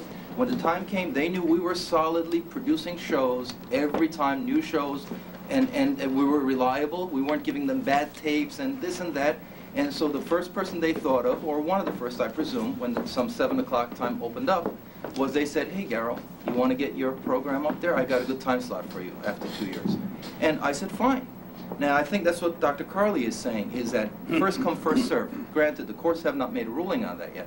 Do we really have to go to the courts to get a ruling? Can't we use our heads and do what usually doesn't get done in society and say, well, let's come up with a what's fair, reasonable definition that concerns that addresses everybody's situation by creating maybe a seniority system. That certainly sounds like a plausible alternative in which you may be bumping committed people that have shown 5 or 6 year production reliability for, like what happens in Queens, out of the 12 people that got certified in my studio class, 2 produced programming. 2. And I was one of the 2. The other 9 did not. Maybe they did 1 or 2 or 3 shows. 6 years later, maybe 5 shows total from the rest of the 9. So for somebody, and I know that because all of them, the one were getting certified, I couldn't get my hands on the equipment because everybody was fighting to get in front of the video switcher. So I gave up. But none of those people produced. I said, I'll take my time, I'll wait. And I showed my, my determination by patience. Other people can be very excited because they got this great new equipment and the first time they're in a TV environment, and they may be demanding, I want 7 o'clock, why can't I get 7 o'clock? Now you're going to go through all of this and bump people that have been producing for 6 years. And that person's going to get in there, and more often than not, they're going to produce for 6 months, maybe a year, but life is going to take its toll. Some are going to get ill, some are going to move away, some are going to lose their jobs, they're not going to be able to afford it anymore. And now, you've replaced somebody reliable who's got the resources. So, again, I'm not against the 13 rule per se. I think there's some benefit to it, because you get new viewership when you go to a new time slot. But I think it hasn't been thought fully through, frankly. That's on that issue. Maybe I'd ask then that we get some proposals of what it is that you mean by first come, first serve, and how you think we could handle it. I'm not in the courts, so I can't say that. But what does it mean? What could it mean by the courts? Normally when reports are done... This is our interpretation, so if there are other interpretations, then exactly. we'd like that. Dr. Carley's could be another interpretation. Yes, first come, first serve. is that the person who's on the slot has now come first, and they are first to be served. And until they go off the air, that's when the next person gets served. Through I mean, natural that's common sense, and that's the way it's always done in society. Where I used to work, there was a 5-year wait to get in the parking garage, you know? It wasn't, any other way. You had to wait. That's the way it is. Another issue. Restaurants, too. Yes, No, no, all over sure. the You world. very appropriately mentioned, ma'am, and I don't know your name, forgive me, but the different rules, the same rules being implemented differently in different areas of Cablevision. Very valid. I've dealt with that. We've been on all the Cablevision systems for years now, and they all had their own different rules, sub-rules, I should call it. But that's not a different implementation of the same rules. But that's not so unusual. The unified court system rules, these are rules that the state of New York has passed into a state law, says that all the court districts within the state, all 61 counties, have to have the same rules. Well, Queens and Brooklyn and Bronx and Oswego County, they all have their own local rules because it wouldn't work. In theory, in law, they're supposed to have the same rules. But that latitude is given because we're not a perfect society. We are not all amoebas here. Every single county is not the same. So that in itself, I don't think, needs some thinking through, I think, that there are some merits. It has served us very badly, and we have had very bad Then you experiences. can fix it. Perhaps you can fix it. That's something to think about, however. The other issue that you mentioned, that hasn't been mentioned yet, frankly, which really concerns me more than all the others, I think, the one that concerns me a lot, is no phone numbers in the content. Now, we deal with this in the Bronx and Los Angeles, in Century Cable. And if that's not content control, again, I'm not on the courts, I haven't decided, and nobody in the courts has decided whether that's content control, but it appears to me that that's content control. I don't know what else would be content control. If a non-profit organization cannot put what it wants to put in the body of the program, what else is content control? Be it telephone number or address or... Can I address that? Sure, please. We have many access programs that we receive that are commercially based. There are many people who are making money. Who decides that they're commercially based? Who decides that, Maurice? One is a nonprofit and is another commercial? When you call up a number and they say it's going to cost money, a number that has been on the show, that has happened. Right, but Brian made a comment in the Hop Hog meeting that some of the call for prayer, and that's a quote, and that I think that was, I don't know if it's libelous or slanderous, because not all the religious programs are called for prayer, and when you call, they don't say, give me your money. They give you prayer. I didn't suggest they were. You did. No, I didn't suggest they were at all. I said there have been examples of churches that we have called, phone numbers that we have called, that have had that on the other end of the recording. That's So what why I can't you said. just cancel that program? Because then you're talking about editorial control. So it is better to say, all right, if you want to be able to put information for information or to find out more about this product or this program, not the product, but with the information that's on the program, that can go at the end of the program in the credit. But it's putting it throughout the program that is the call to action. Like Columba the detective, I don't understand. You went right by me there. You said that is content control. If you tell somebody who's got, I thought you just said that if somebody has a phone number, that's a 900 number that they're giving out. In worst case scenario, 800 that calls for money, whatever. Regular number that says send me money. If they're doing that and you deny them the opportunity to air that show and say, we can't air this particular segment of your show because we checked this phone number out. You can't use this phone number with that answering machine or whatever. That makes us the police, that we have to call up every number that's on every program and find out what it is, and then that's not what we want to do. But that's part of the obligation of running a cable system. It's Do you like have saying to we have call to every police people telephone paying their number? bills. Yes. Well, why don't you wait till you get complaints? Somebody calls you up and says, No, call this no, number. it's commercial, and that's in the franchise. That is in the actual franchise, and I think Section 611 of the Public Access Law, that it cannot be commercial. So you are on full, solid legal ground to say this is not content control, this is denial of commercialization of public access. But when you go in a general way and say nobody can put phone numbers in the middle, even the 90% who don't, because the 10% who may, that becomes overbroad and overreaching, I believe, in a legal perspective. That kind of concerns me because I'm Barbara Califano. I'm from the town of Hempstead. I work for Supervisor Rich Guardino. We run a program called Around the Town. Our program is not just a political program. It's a program that shows what the public can use, our facilities, any kind of program, any kind of videos that are available to them as residents of the town of Hempstead. If we don't display our phone number, if we don't display the sanitation department's phone number, if we don't display our helpline number, that's not helping our residents. How is this going to affect us? Well, this is why we say at the end of the program, Well, many times people don't want People are going to wait Exactly. for the program. What happens at this point? I mean, you know, And the end of the program sometimes get cut off. If I could expound on that, and again, I think I produced my first program in 1993, in January of 1993, starting off with a half-an-hour program once a month. And waiting. It takes an inordinate amount of work to put into these programs. A lot of people don't understand how much work, and that's the reason 9 people may get involved or 9 groups may get involved, but 1 or 2 may produce. I have had 5 or 6 crews that have been trained. How many have stuck with me? Virtually none, and that's in a 7-year period, so it is a lot of work that's put into it. There are persons that watch certain programs for certain reasons. They don't have to always agree with the content, but most persons that are producing these programs produce these programs because they think that they're doing a service to the public. There are times when I have persons on maybe a guest that are involved in on AIDS prevention or drug prevention, and certainly we want to give their number out, and it's almost paramount that we do if we're fulfilling our obligation to the public or to the community at large. And I know that most of you probably do understand, and I'm so glad I had a chance to meet this lady who is, what is it called, the Public Access Movement? Because a person that really understands how important it is, and probably if Cablevision didn't have to, believe me, they wouldn't be giving you any free time to cablecast. But since it is mandated, and believe me, that's the only reason that they're doing it, is because it is mandated that they're doing it. There is an FCC, you're an attorney. I had to go through Freedom of Information and go to the village of Hempstead and get the paperwork on the last FCC hearing that were held. As a matter of fact, I think it was in '95. Am I right or wrong?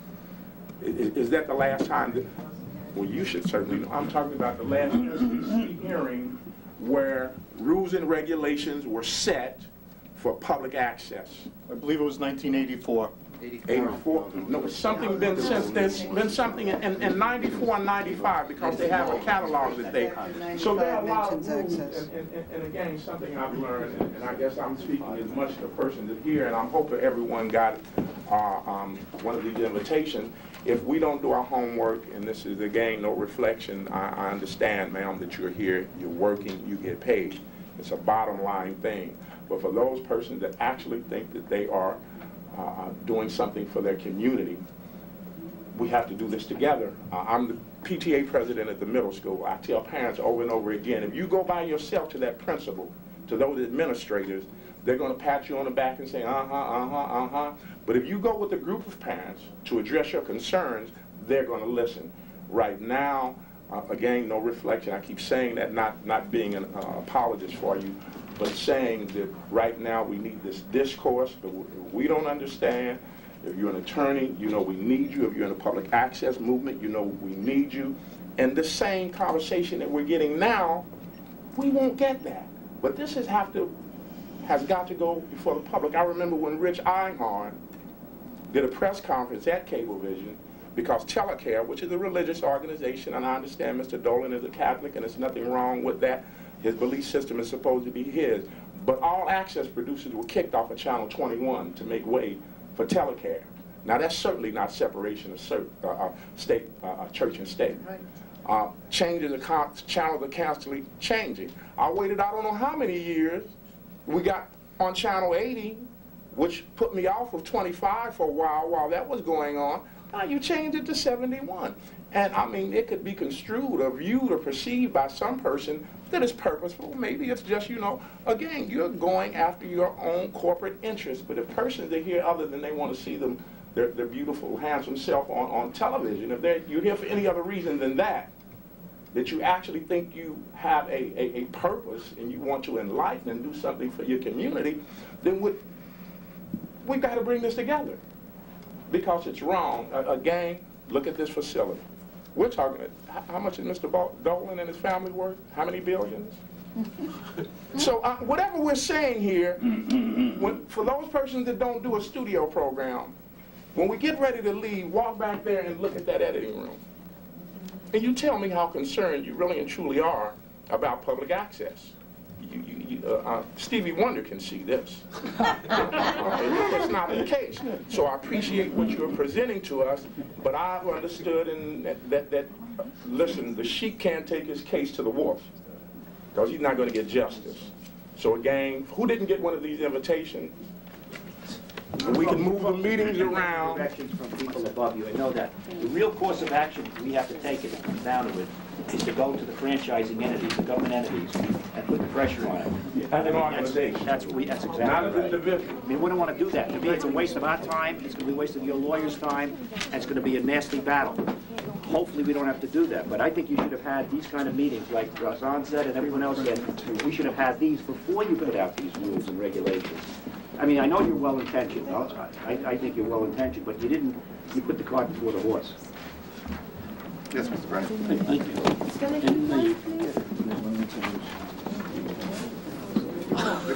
Okay.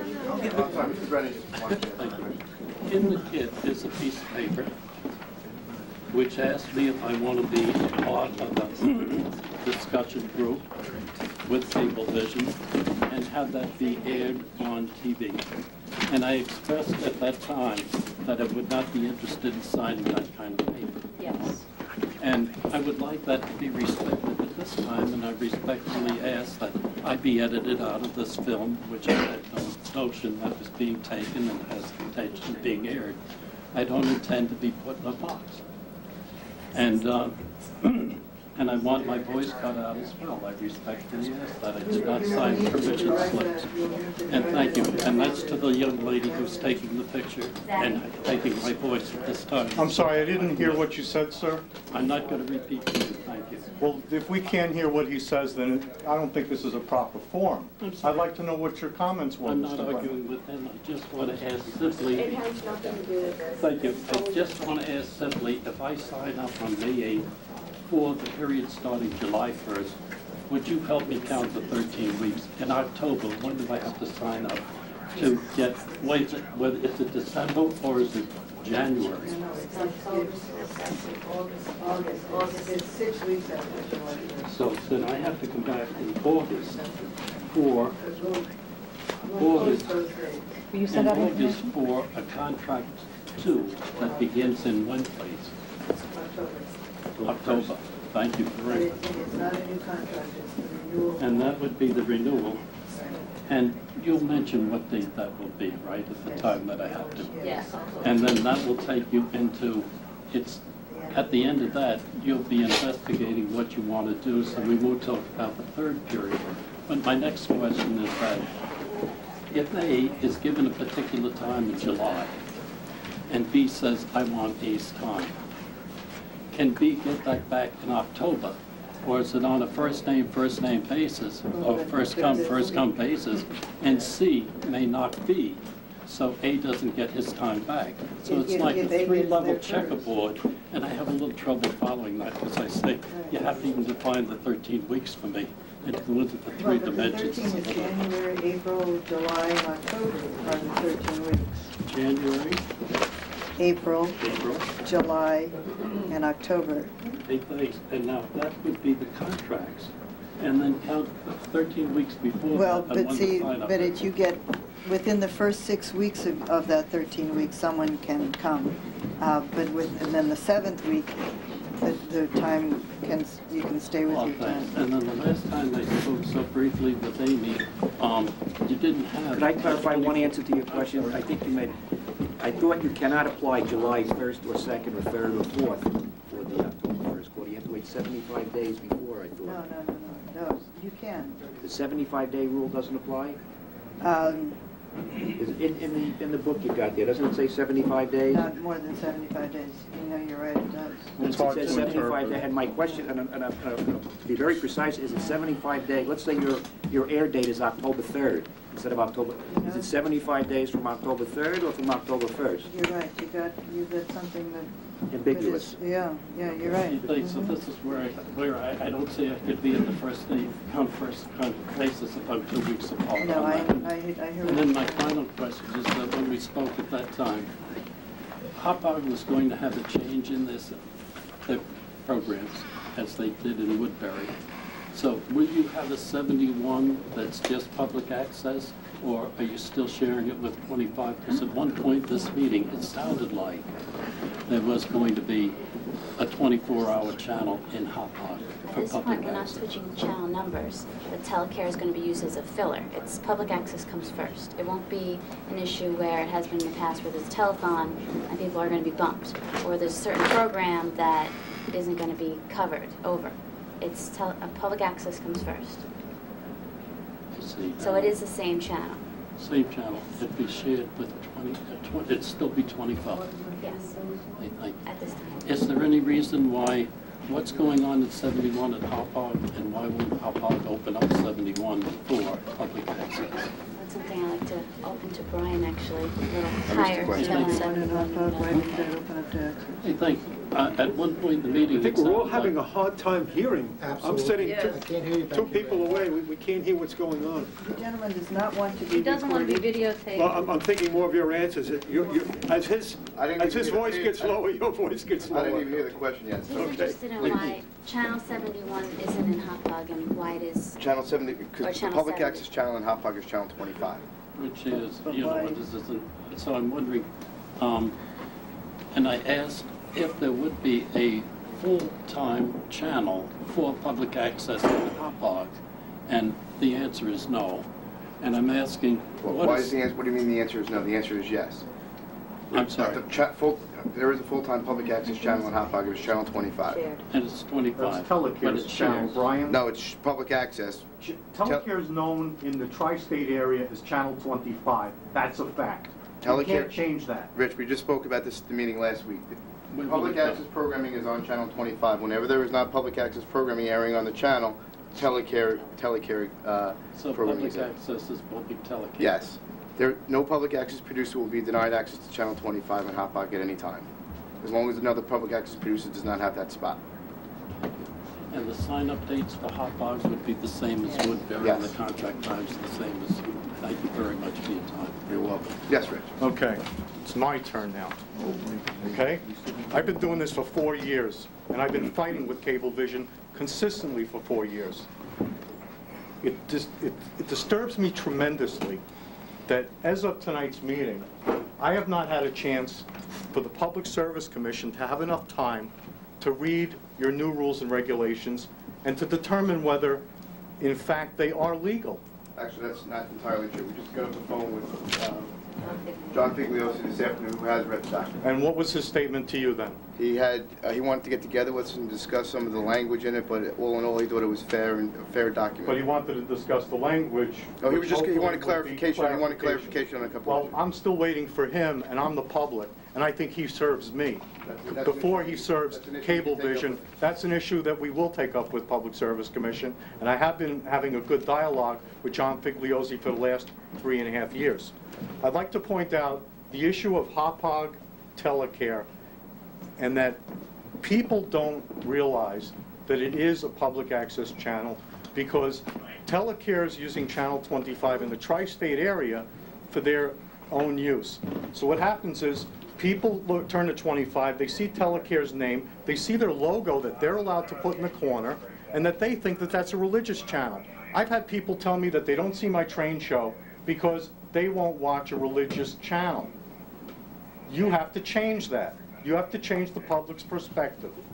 There are people that don't... Put a bug on the access programs? No, I'm trying to point out, you know, Maurice, come on. I'm trying to point out that Cablevision's been instrumental in confusing the public. We talked the other day about that we were going to be creating an ID for the access Right, channel. and I have a that question would- about that ID. Are you suggesting or saying, or use your own words, that you will put a bug on during our shows? Or is this only in between the shows? Our intention is between Okay, the shows. my point is that when Telecare is on, they have a bug up about their logo. Would you like it? No, let me finish. They have a bug that shows their logo, so that people know what channel that they're watching, but yet, according to your new rules and regulations, I can't put that type of information. Like, I couldn't put a logo up of my train show with my domain name that identifies it as being my show, and yet Telecare's allowed Your to. show had a logo. It's the commercial logos, the logos of commercial establishments that don't go on to Access. Right, but you're if also saying, I thought, that I can't put up my domain name during my show. Now, that becomes a hardship for me because I've produced 46 television shows, which take me approximately 16 hours to edit, not including, each show usually has 3 segments that takes me a day and a half to 2 days a month. So just look at my life.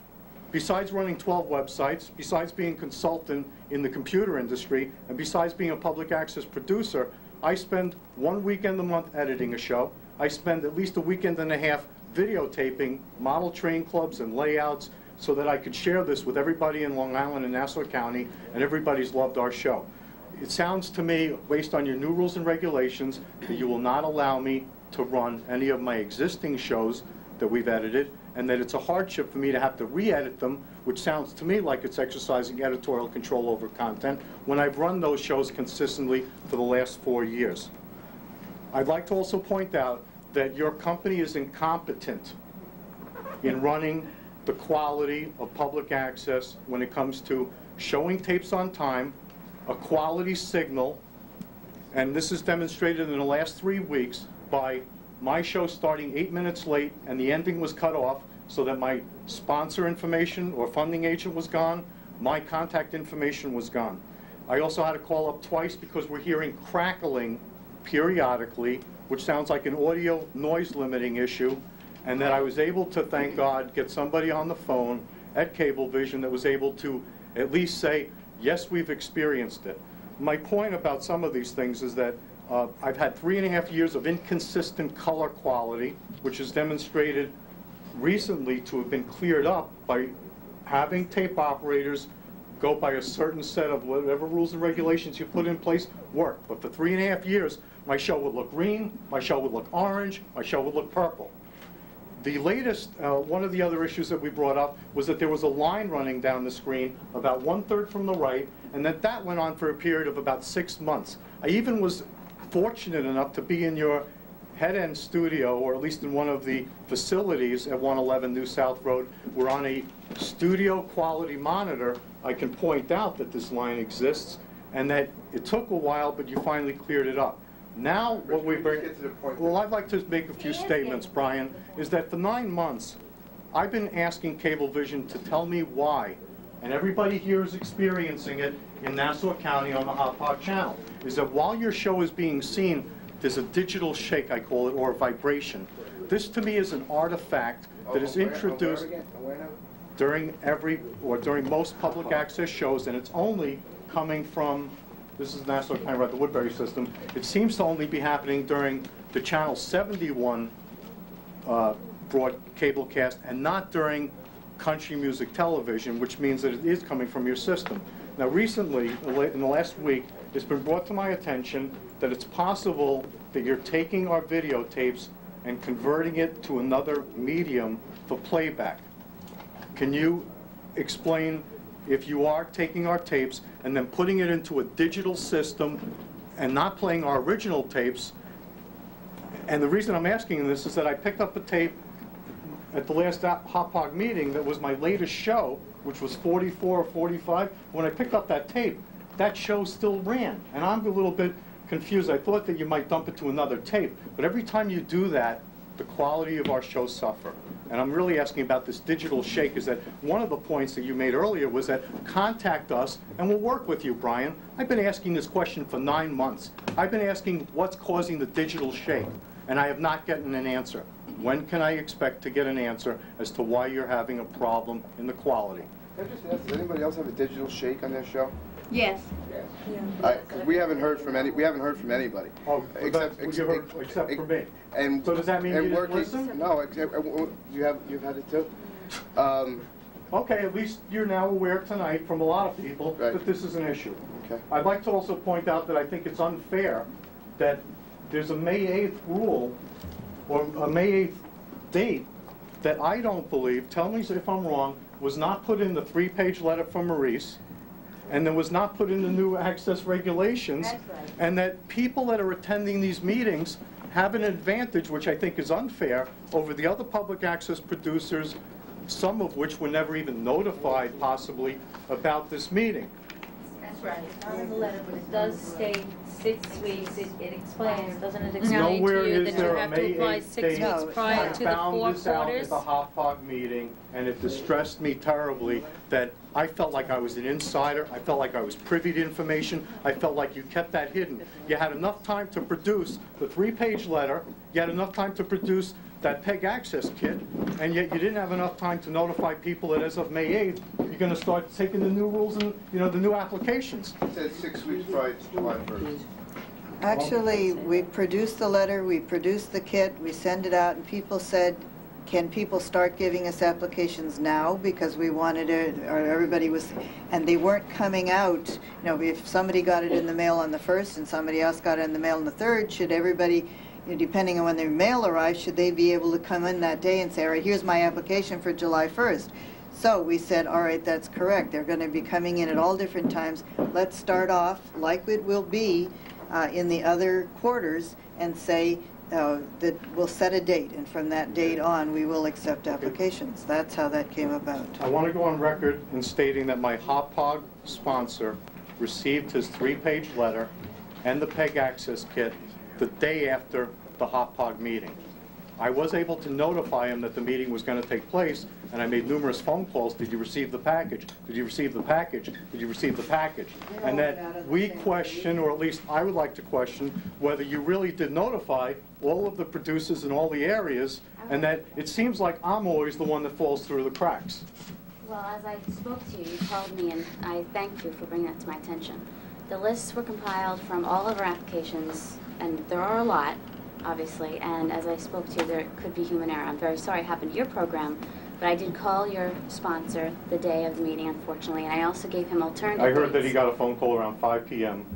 that... No, I called him right after I spoke to you on the phone. I got your application, I had his phone number, and I left a message on his answering machine because he was not available. Right. I gave him the dates to all the meetings, and I did apologize for that, and then I sent him the packet immediately. Okay. I want to make it clear that Cablevision does not decide who runs public access. It's only up to the municipality, and that the rules in the franchise agreement state that Cablevision must run public access unless another entity is decided to run public access. That may be true in some of the franchise areas. In other of our franchise areas, Cablevision is very much. I just had a response from the Connecticut Franchise Authority that said that the municipalities did not have the responsibility. It was Cablevision's responsibility. So it depends on where you... Okay, I'm speaking for the town of Hempstead. Okay. This is in the town of Hempstead, and this is a meeting that relates to the access producers. It's New York State, right? New York State? Yes. We serve Okay. a wider area than that. The point on that is that Cablevision collects what's called a franchise fee from all of the subscribers to Cablevision services of Optimum Cable TV. That franchise fee is then sent back to the town of Hempstead. The town of Hempstead. Municipalities. The municipalities, right? And that I believe that they spend or have sent back close to $2 million in franchise fees collections, and that since the town of Hempstead has had, Nassau County's been doing terrible, everybody knows, but I don't know if you realize that Hempstead, the town of Hempstead, had a landfall profit this year. And that if they have that profit, it's very easy to take some of the money and elect to have a not-for-profit or a third entity run public access. On Monday, my wife dropped off a tape of our latest show, and this is in the new location, and there were 2 people at a receptionist that have no clue as to who to contact. She said she dropped off a tape, she wanted to pick up others, and both these people either treated her rudely or ignored her, and that I would like, and she even asked Diane Bennett, because I said, call Diane, tell her what happened, because I don't think I should have to go back now and pick up the tapes when she was there to pick up the old tapes. And I explained to Beth Ann that she could have called me from the lobby. I have had much communication with the folks in the lobby that come in. The receptionist there calls either myself, Amy, or Bob, or Michael to come out with the tapes, personally with the tapes that you're there to pick up, because we're still in the process since the move of setting up. My wife said that nobody knew what to do. That's all I could do is relay what she did. She saw her come in. I spoke to the receptionist about it, and We're in a new facility for 10 days. She's totally So- aware of how to handle the public Okay, access this producers. morning, Zabby, who recorded the 2-hour show in Hauppauge, we were able to get 3 air dates, and that this morning at 9:30, when the show was supposed to start, it didn't. There was approximately 3 to 4 minutes of black, which was followed by 2 to 3 minutes of country music television, which was then followed by the possible start of the sponsor's show, which I found very distressing because people that set their VCRs for a 2-hour tape will miss now the last 8 to 10 minutes. And this is an example of how I believe Cablevision doesn't respect public access users, because we spend a lot of time producing shows, and yet a simple flick of the switch ruins the beginning intro, it ruins the setup for the show, it affects all of the time and labor that we've spent on these shows, and that Cablevision has demonstrated this time and time and time again. Thank God we were able to reach people today, and that I believe that if we didn't reach people today, that the show would have ended at the 30. In other words, it started at 9:30. It was supposed to start. It started at 9:38. I believe the show would have ended at 11:38, and that you would have missed the last 8 minutes, and then you would have missed possible information that Cablevision's requiring us to put at the end of a show. And this has been happening time and time again on occasion. Can I just add that that program is repeating 2 more times, and I can get you the air dates for that. Right, but I happen to have been home today, and I Yes. took a day off from work because I wasn't feeling well, and it gave me the opportunity to record it live. And this is not the first time. Program Diane, did air I've this called in Diane probably 30 to 40 times in the last 4 years. The show didn't start on time, or, you know, why didn't the switch get thrown? See, one of the other issues that we have with Cablevision is that they have a financial interest in not providing public access on Channel 71. Because this morning, when I started to record the channel, I saw country music television, I saw the George Foreman grease maker, you know, the grease cooking thing. I saw ads for a waxing depilatory thing, and that when you use the channel to provide another service that does sell ads, that there's a conflict of interest financially with, it's to your benefit to use that time, not to ours, and that rather than repeating our shows, which you could do, if you decided to repeat our shows over and over and over and over, then we will fill up that channel, and then people will know that public access exists. Goes to your point, Frank. Yeah. There's the people that feel the opposite. Or even at a minimum, if you put up an index of all the programs, as they do like in the Finger Lakes region, all the free time, they have an index of all the programs that are going to air. That would help everybody. Sure it would. You know, rather than country music, and I understand Cablevision wants to make the money from the advertisers, but it's really not consistent with the spirit of public access. What happened with Channel Havy? Is that all country western now? That's a movie channel. What is it now? It's a movie channel. Oh, it's a movie channel now? So 71 is sharing again with country music? Yes. Well, what happened is, and correct me if I'm wrong, that Cablevision actually misled the public and let them believe that the reason that they did this channel realignment was to make it easy for everybody to find similar type programming, when in fact, Cablevision was being fined, I think, $176,000 or so by the federal government for not doing what's called a must-carry rule, and I believe it relates to Channel 55. So they used the opportunity to alleviate possibly the penalty from the federal government, and at the same time they tried to make themselves look very good. I was concerned that we were put up still at 71, you know, and not brought down to a lower channel. Isn't that supposed to be a dedicated channel, Rich? I thought that It's supposed to be, but public I believe access the channel rule is- states that if the channel's not programmed, which is in your control, then you could do whatever you want with it the rest of the time. My point is that if it was under a public access or third-party control, they would make sure that they put repeat programming on. They would have a list of extra copies of shows on a first-come, first-served repeat basis, and they would run all of those shows so that we would have 24 hours of public access, more people would know about it, and obviously, to me, Cablevision doesn't want to promote it that way. I want to point out the 72-hour rule by New York State that says that if the channel's not programmed 72 hours in advance, that you have the right to request that time. And nowhere in your new rules and regulations does it state that. As a matter of fact, you have, I think, 2 different statements. One was 5 days and the other was something else. I think that you folks are doing the wrong thing. You are not being above board. I've already discussed Channel 25 and 71 in Hauppauge. I want to go on record again to say that I was the one that challenged Cablevision when I asked for my time slot of Saturday afternoons at 4:30. I was told originally I can't have that time, and I said, why not? My answer was, from Cablevision employee, that they don't have public access on the weekends.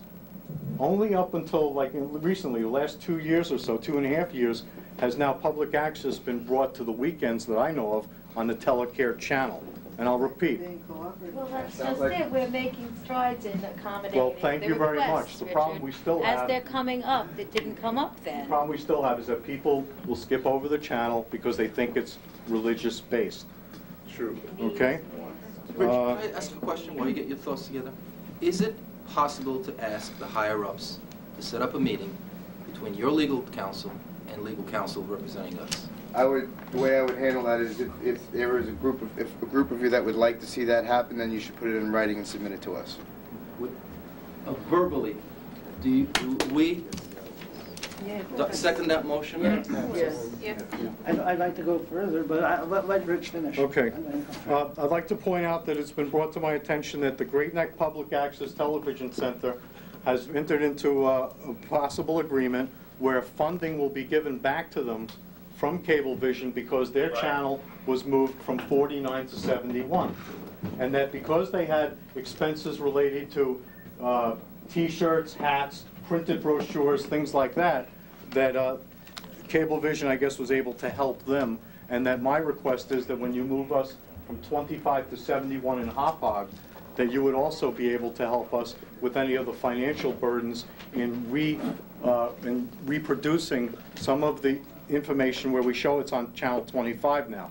Also, the 25 issue, I'm saying with Telecare. Okay, I lost it on that one. In Great Neck, that's in the franchise agreement. That's part of their... It's in the franchise Well, agreement. it's not, that particularly isn't written in the franchise agreement, but they have a franchise agreement, which is obviously different from other franchise agreements. Great Neck has their own franchise agreement, as does every town has their own franchise agreement with Cablevision. And that was agreed upon with whoever deals with the franchise agreement. So that's not something that's general in all public access. No, but I'm just trying to point out that Cablevision is going to help them. And it's the municipality, it's not the individual access. And Great Neck only applies to Great Neck, we can't bump the rest of North Hempstead, is that correct? That's correct. Yes. Jim Burness, Irish Express TV. First of all, Maurice, I'd like to know, when did Cablevision decide that they were going to really get out there and start to do things for us? When would you say that had happened? Within the last, and I think now it's a year and a half, we have a new department. In fact, our corporation divided into two segments, probably 2 years ago, a year and a half, 2 years ago.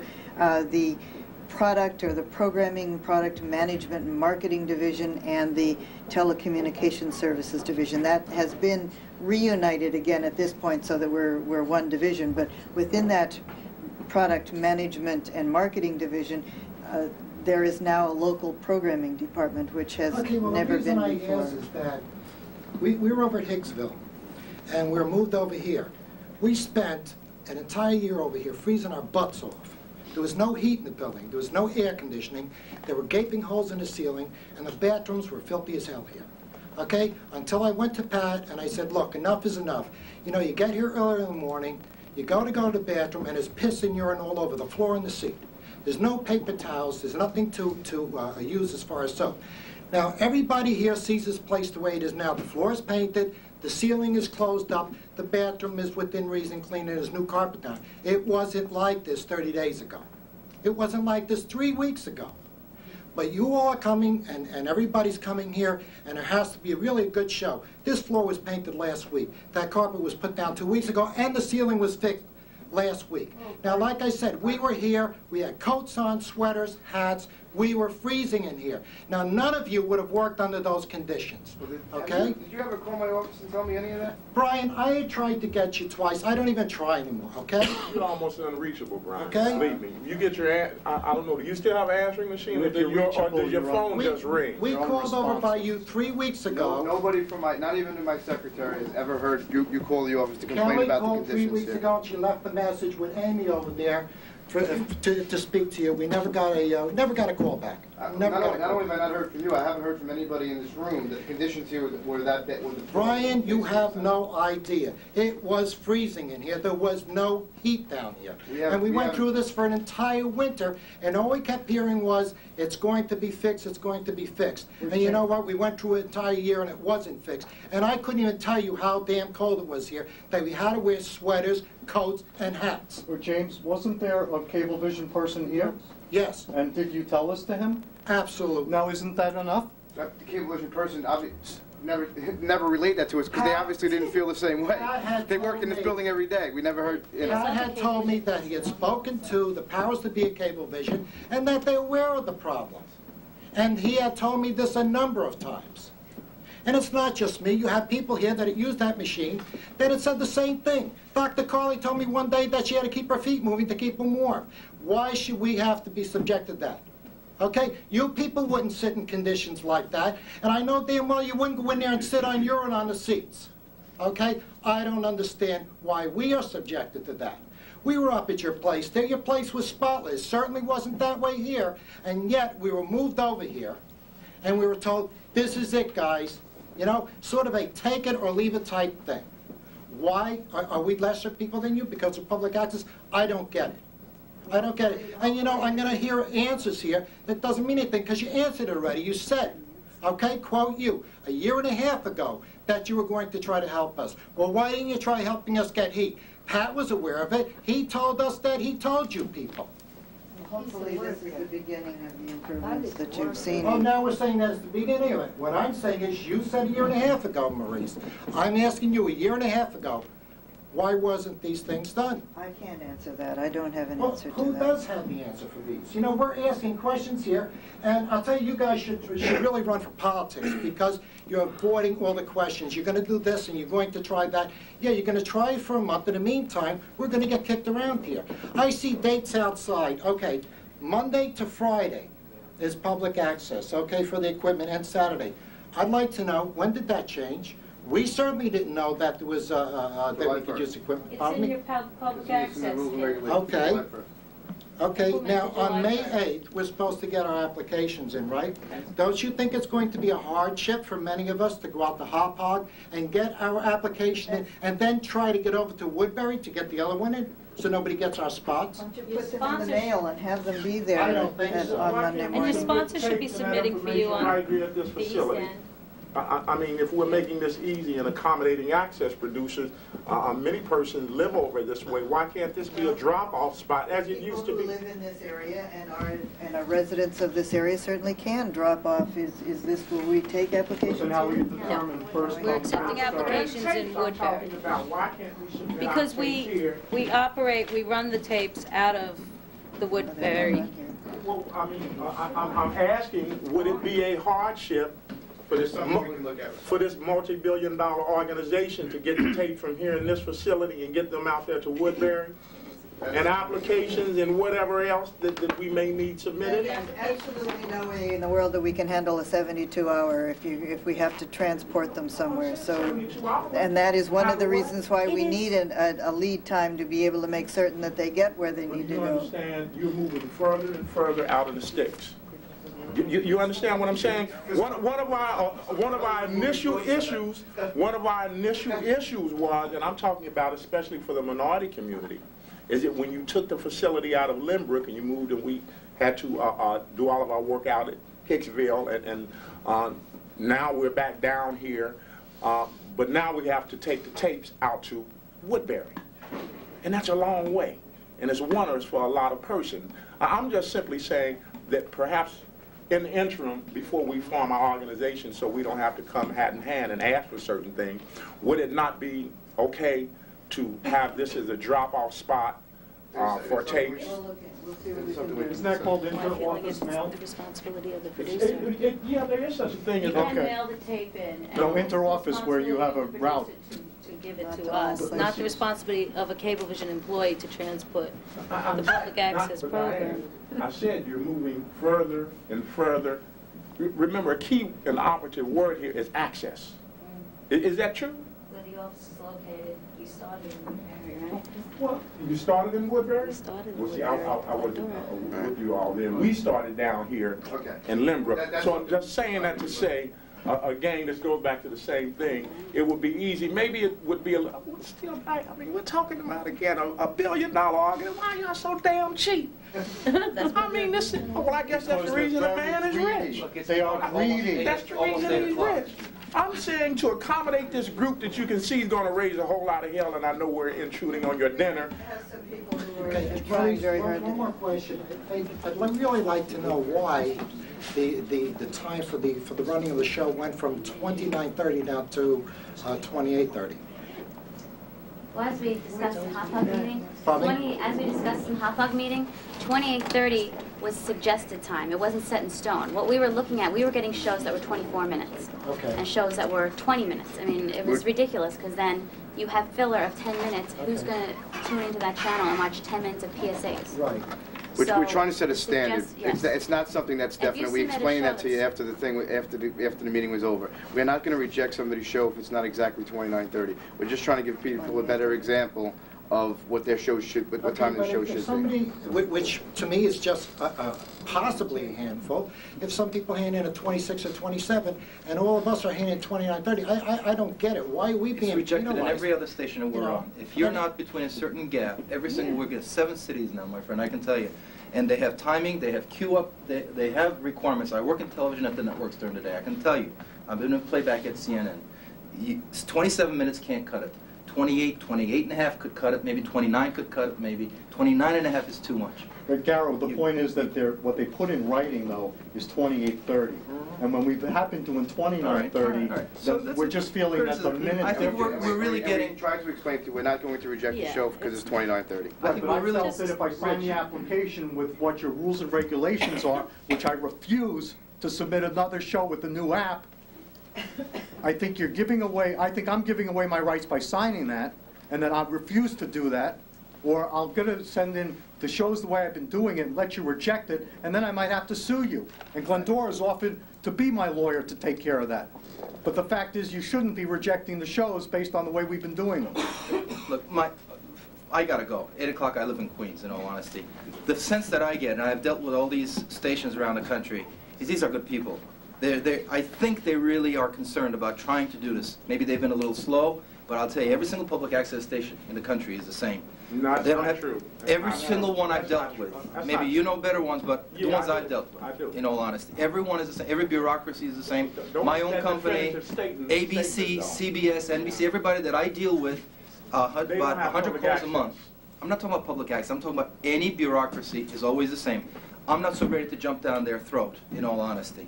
I hear all the complaints, and we can be minuscule about complaints, and I went to first time I'm seeing this guy after 30 years. We went to junior high together. 33. Okay, first time I'm seeing the guy because of public access, because I saw him on his lawsuit on ABC News 4 years ago, and I called Diane and I said, I think that guy sat behind me at Halsey Junior High. And I owe to public access and a lawsuit. But folks, I think they know what we need. I don't know if they can give it. I think the rest is up to us. I think the man said it. If we're serious about it, let's stop getting on their head. Let's get together on a weekend. Let's talk what's best to do. Maybe then we can have a different kind of meeting, a more constructive meeting. Now we're just griping and venting it. And that's not productive. But we've had meetings with them, we discussed our concerns, and what we also did is we requested, Garrow, that some of us be on an advisory board where we could help write the rules together. Now, when you write rules together, I think you could get a better outcome. When you write rules that come from them, this is the outcome we got. That's a dream. That's a dream. Nobody does it. Manhattan has realities come out of dreams. Manhattan has 1 or 2 public access producers on the board. They're totally ignored because the majority is not public access producers. It makes no difference.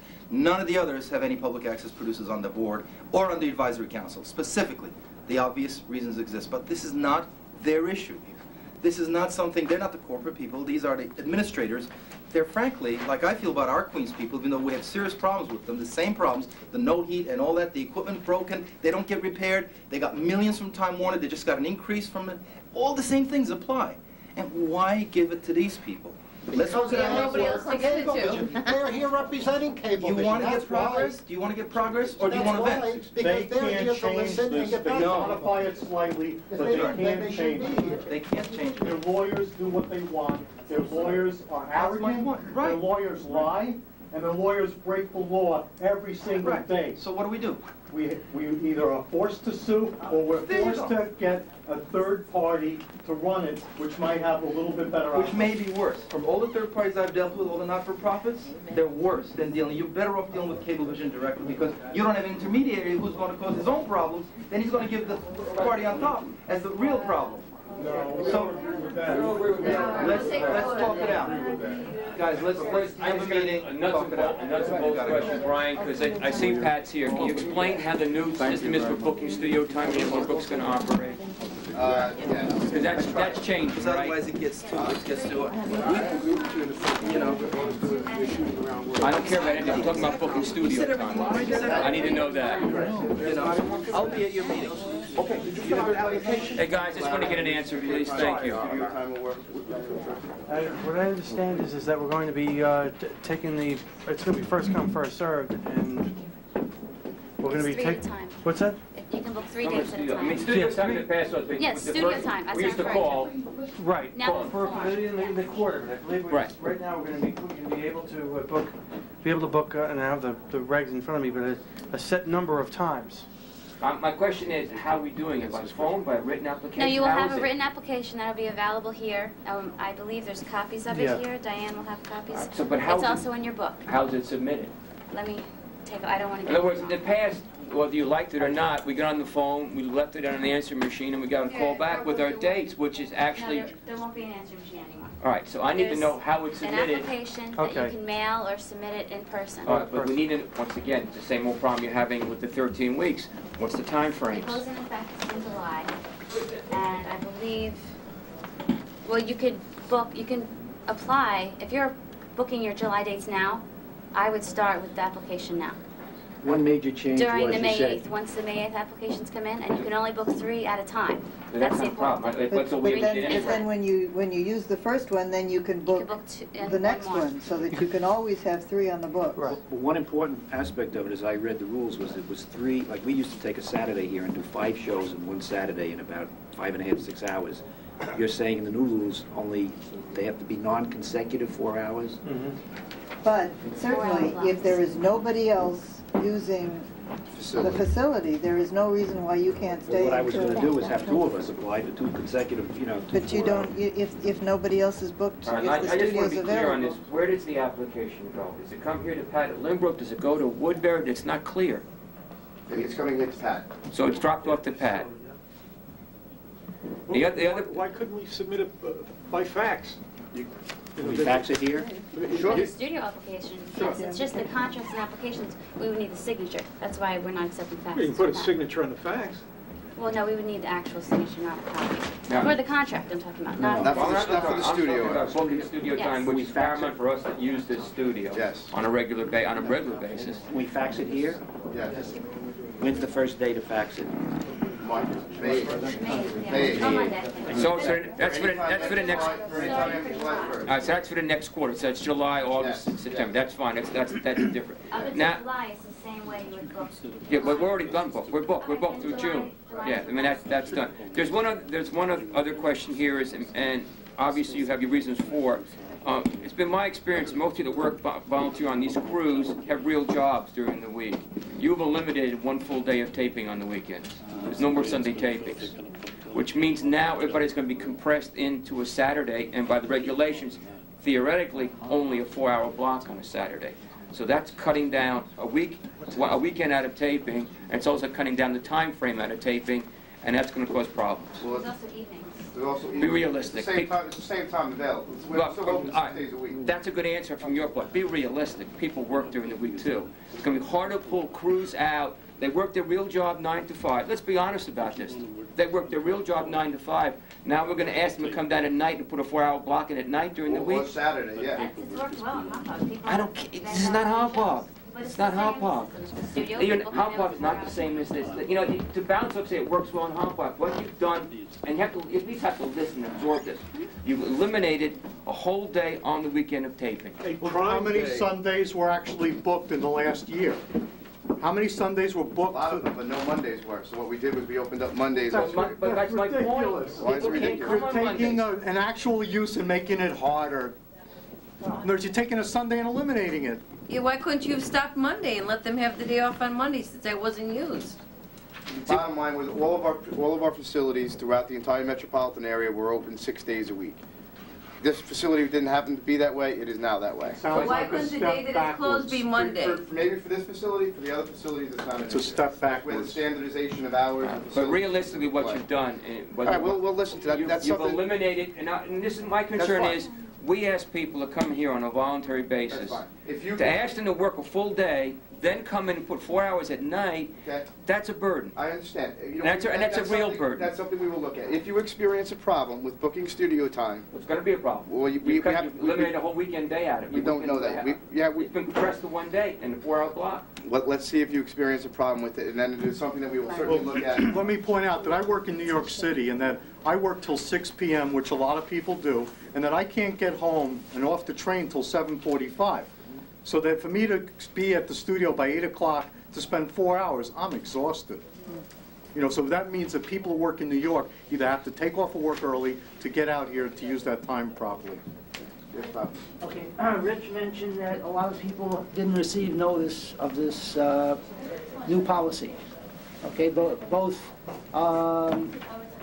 producers and certainly the public at large knows nothing about it. So a lot of people who are potentially public access users don't know anything about these new rules, and yet on May 8th we're going to be submitting papers to reserve time for July 1st. That's very unfair. I went to my town board, Town of Oyster Bay, on Tuesday and spoke before the board to inform them about these new rules. The Town of Oyster Bay, which is you're a contractor of, never received a copy. There are 106 municipalities on Long Island. Many others may not have received a copy, even though they have a legal right to, many of them, to approve these rules. And you've gone ahead and are implementing these rules without the person you're a party to a contract with even knowing about a change in rules. So wait, I just want, okay. So I want to make a motion, a resolution on behalf of myself, and then by a show of hands, anyone who wants to join me, asking you to defer the implementation of this plan. Okay, I ask anybody who wants to put their hand up. All those in favor? And take that back to management and let them know that there's a lot of dissatisfaction. The camera person raised their hand also. All right, thank you all very much for coming. Wait, I have one other question. Why are we closing it? Maybe you could ask. It's going on 2.5 hours. I don't Okay, care but if it we're takes 4 hours, still not done Brian. asking questions. You may not, Rich, but we do. Well, I think there's a difference. It's only in 1 hour and 58 minutes with Cablevision equipment I had recorded that time. Okay, we're trying to just. I didn't get to speak last time. And I haven't spoken. Why don't you go home? Okay.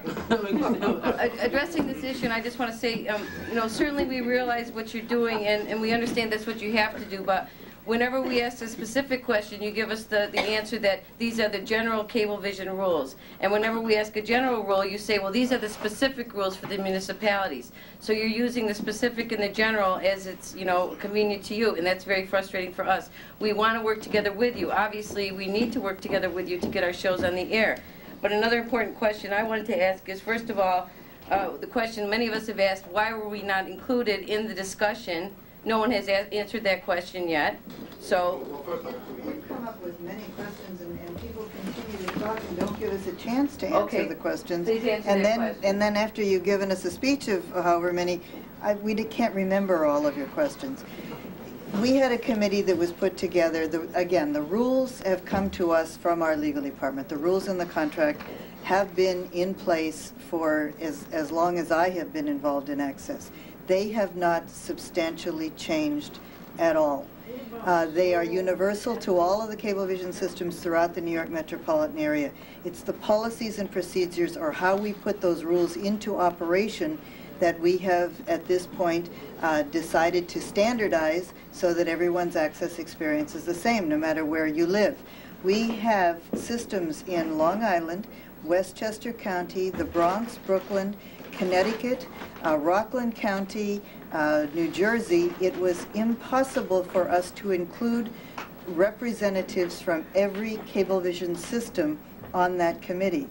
We did have Cablevision representatives from the system so that we were aware of how things were operating in the systems, but we could not. It just would have been an impossibility to bring in people from each of those areas, and to exclude any of them would have been worse. Not only that, Dr. Cole, I'm sorry. Yes. Three of the individuals that we brought in to speak on a panel with us are in the room tonight. We did bring them in with I believe it was 3 or 4 other individuals. We sat down for 2 hours one evening to get their feelings, to get their thoughts. Those same meetings took place throughout the entire tri-state area. To bring, as Marie said, to bring all of the producers in from all of the areas was just not something that we felt would be a reasonable. And what was discussed about this going to the 13 weeks? Who did you discuss this with? We'll just discuss with anybody. Because this is the most important. The first time around when we met with people, I've got notes. I've got reams of notes of things that people said. There was not a discussion. We listened. I took notes. The people were saying to us, it's a different experience. This is the problem, and that's a problem, and how can we all work? And that was what we took back, and that was what the committee looked at when they put the policies and procedures together. But the answer is, as Bob said, that each municipality has its own franchise contract. So this is a situation where you should go to the municipality and say, here's our contract that we've come up with. Now let the municipality read this, and let them meet with the public access producers from that municipality, as well as any other public person that wants to come forward in public hearings.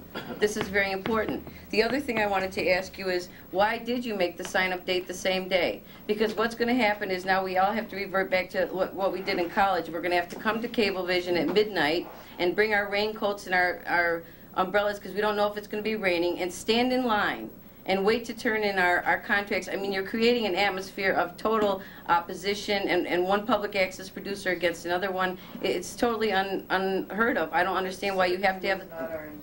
But that's what you're doing. Well, what do you mean standing in line at midnight? Well, do you plan on What do you think's going to happen? I have to be in timestamp? court at 9 a.m. on Monday, okay? So I'm going to have to come. Thank God.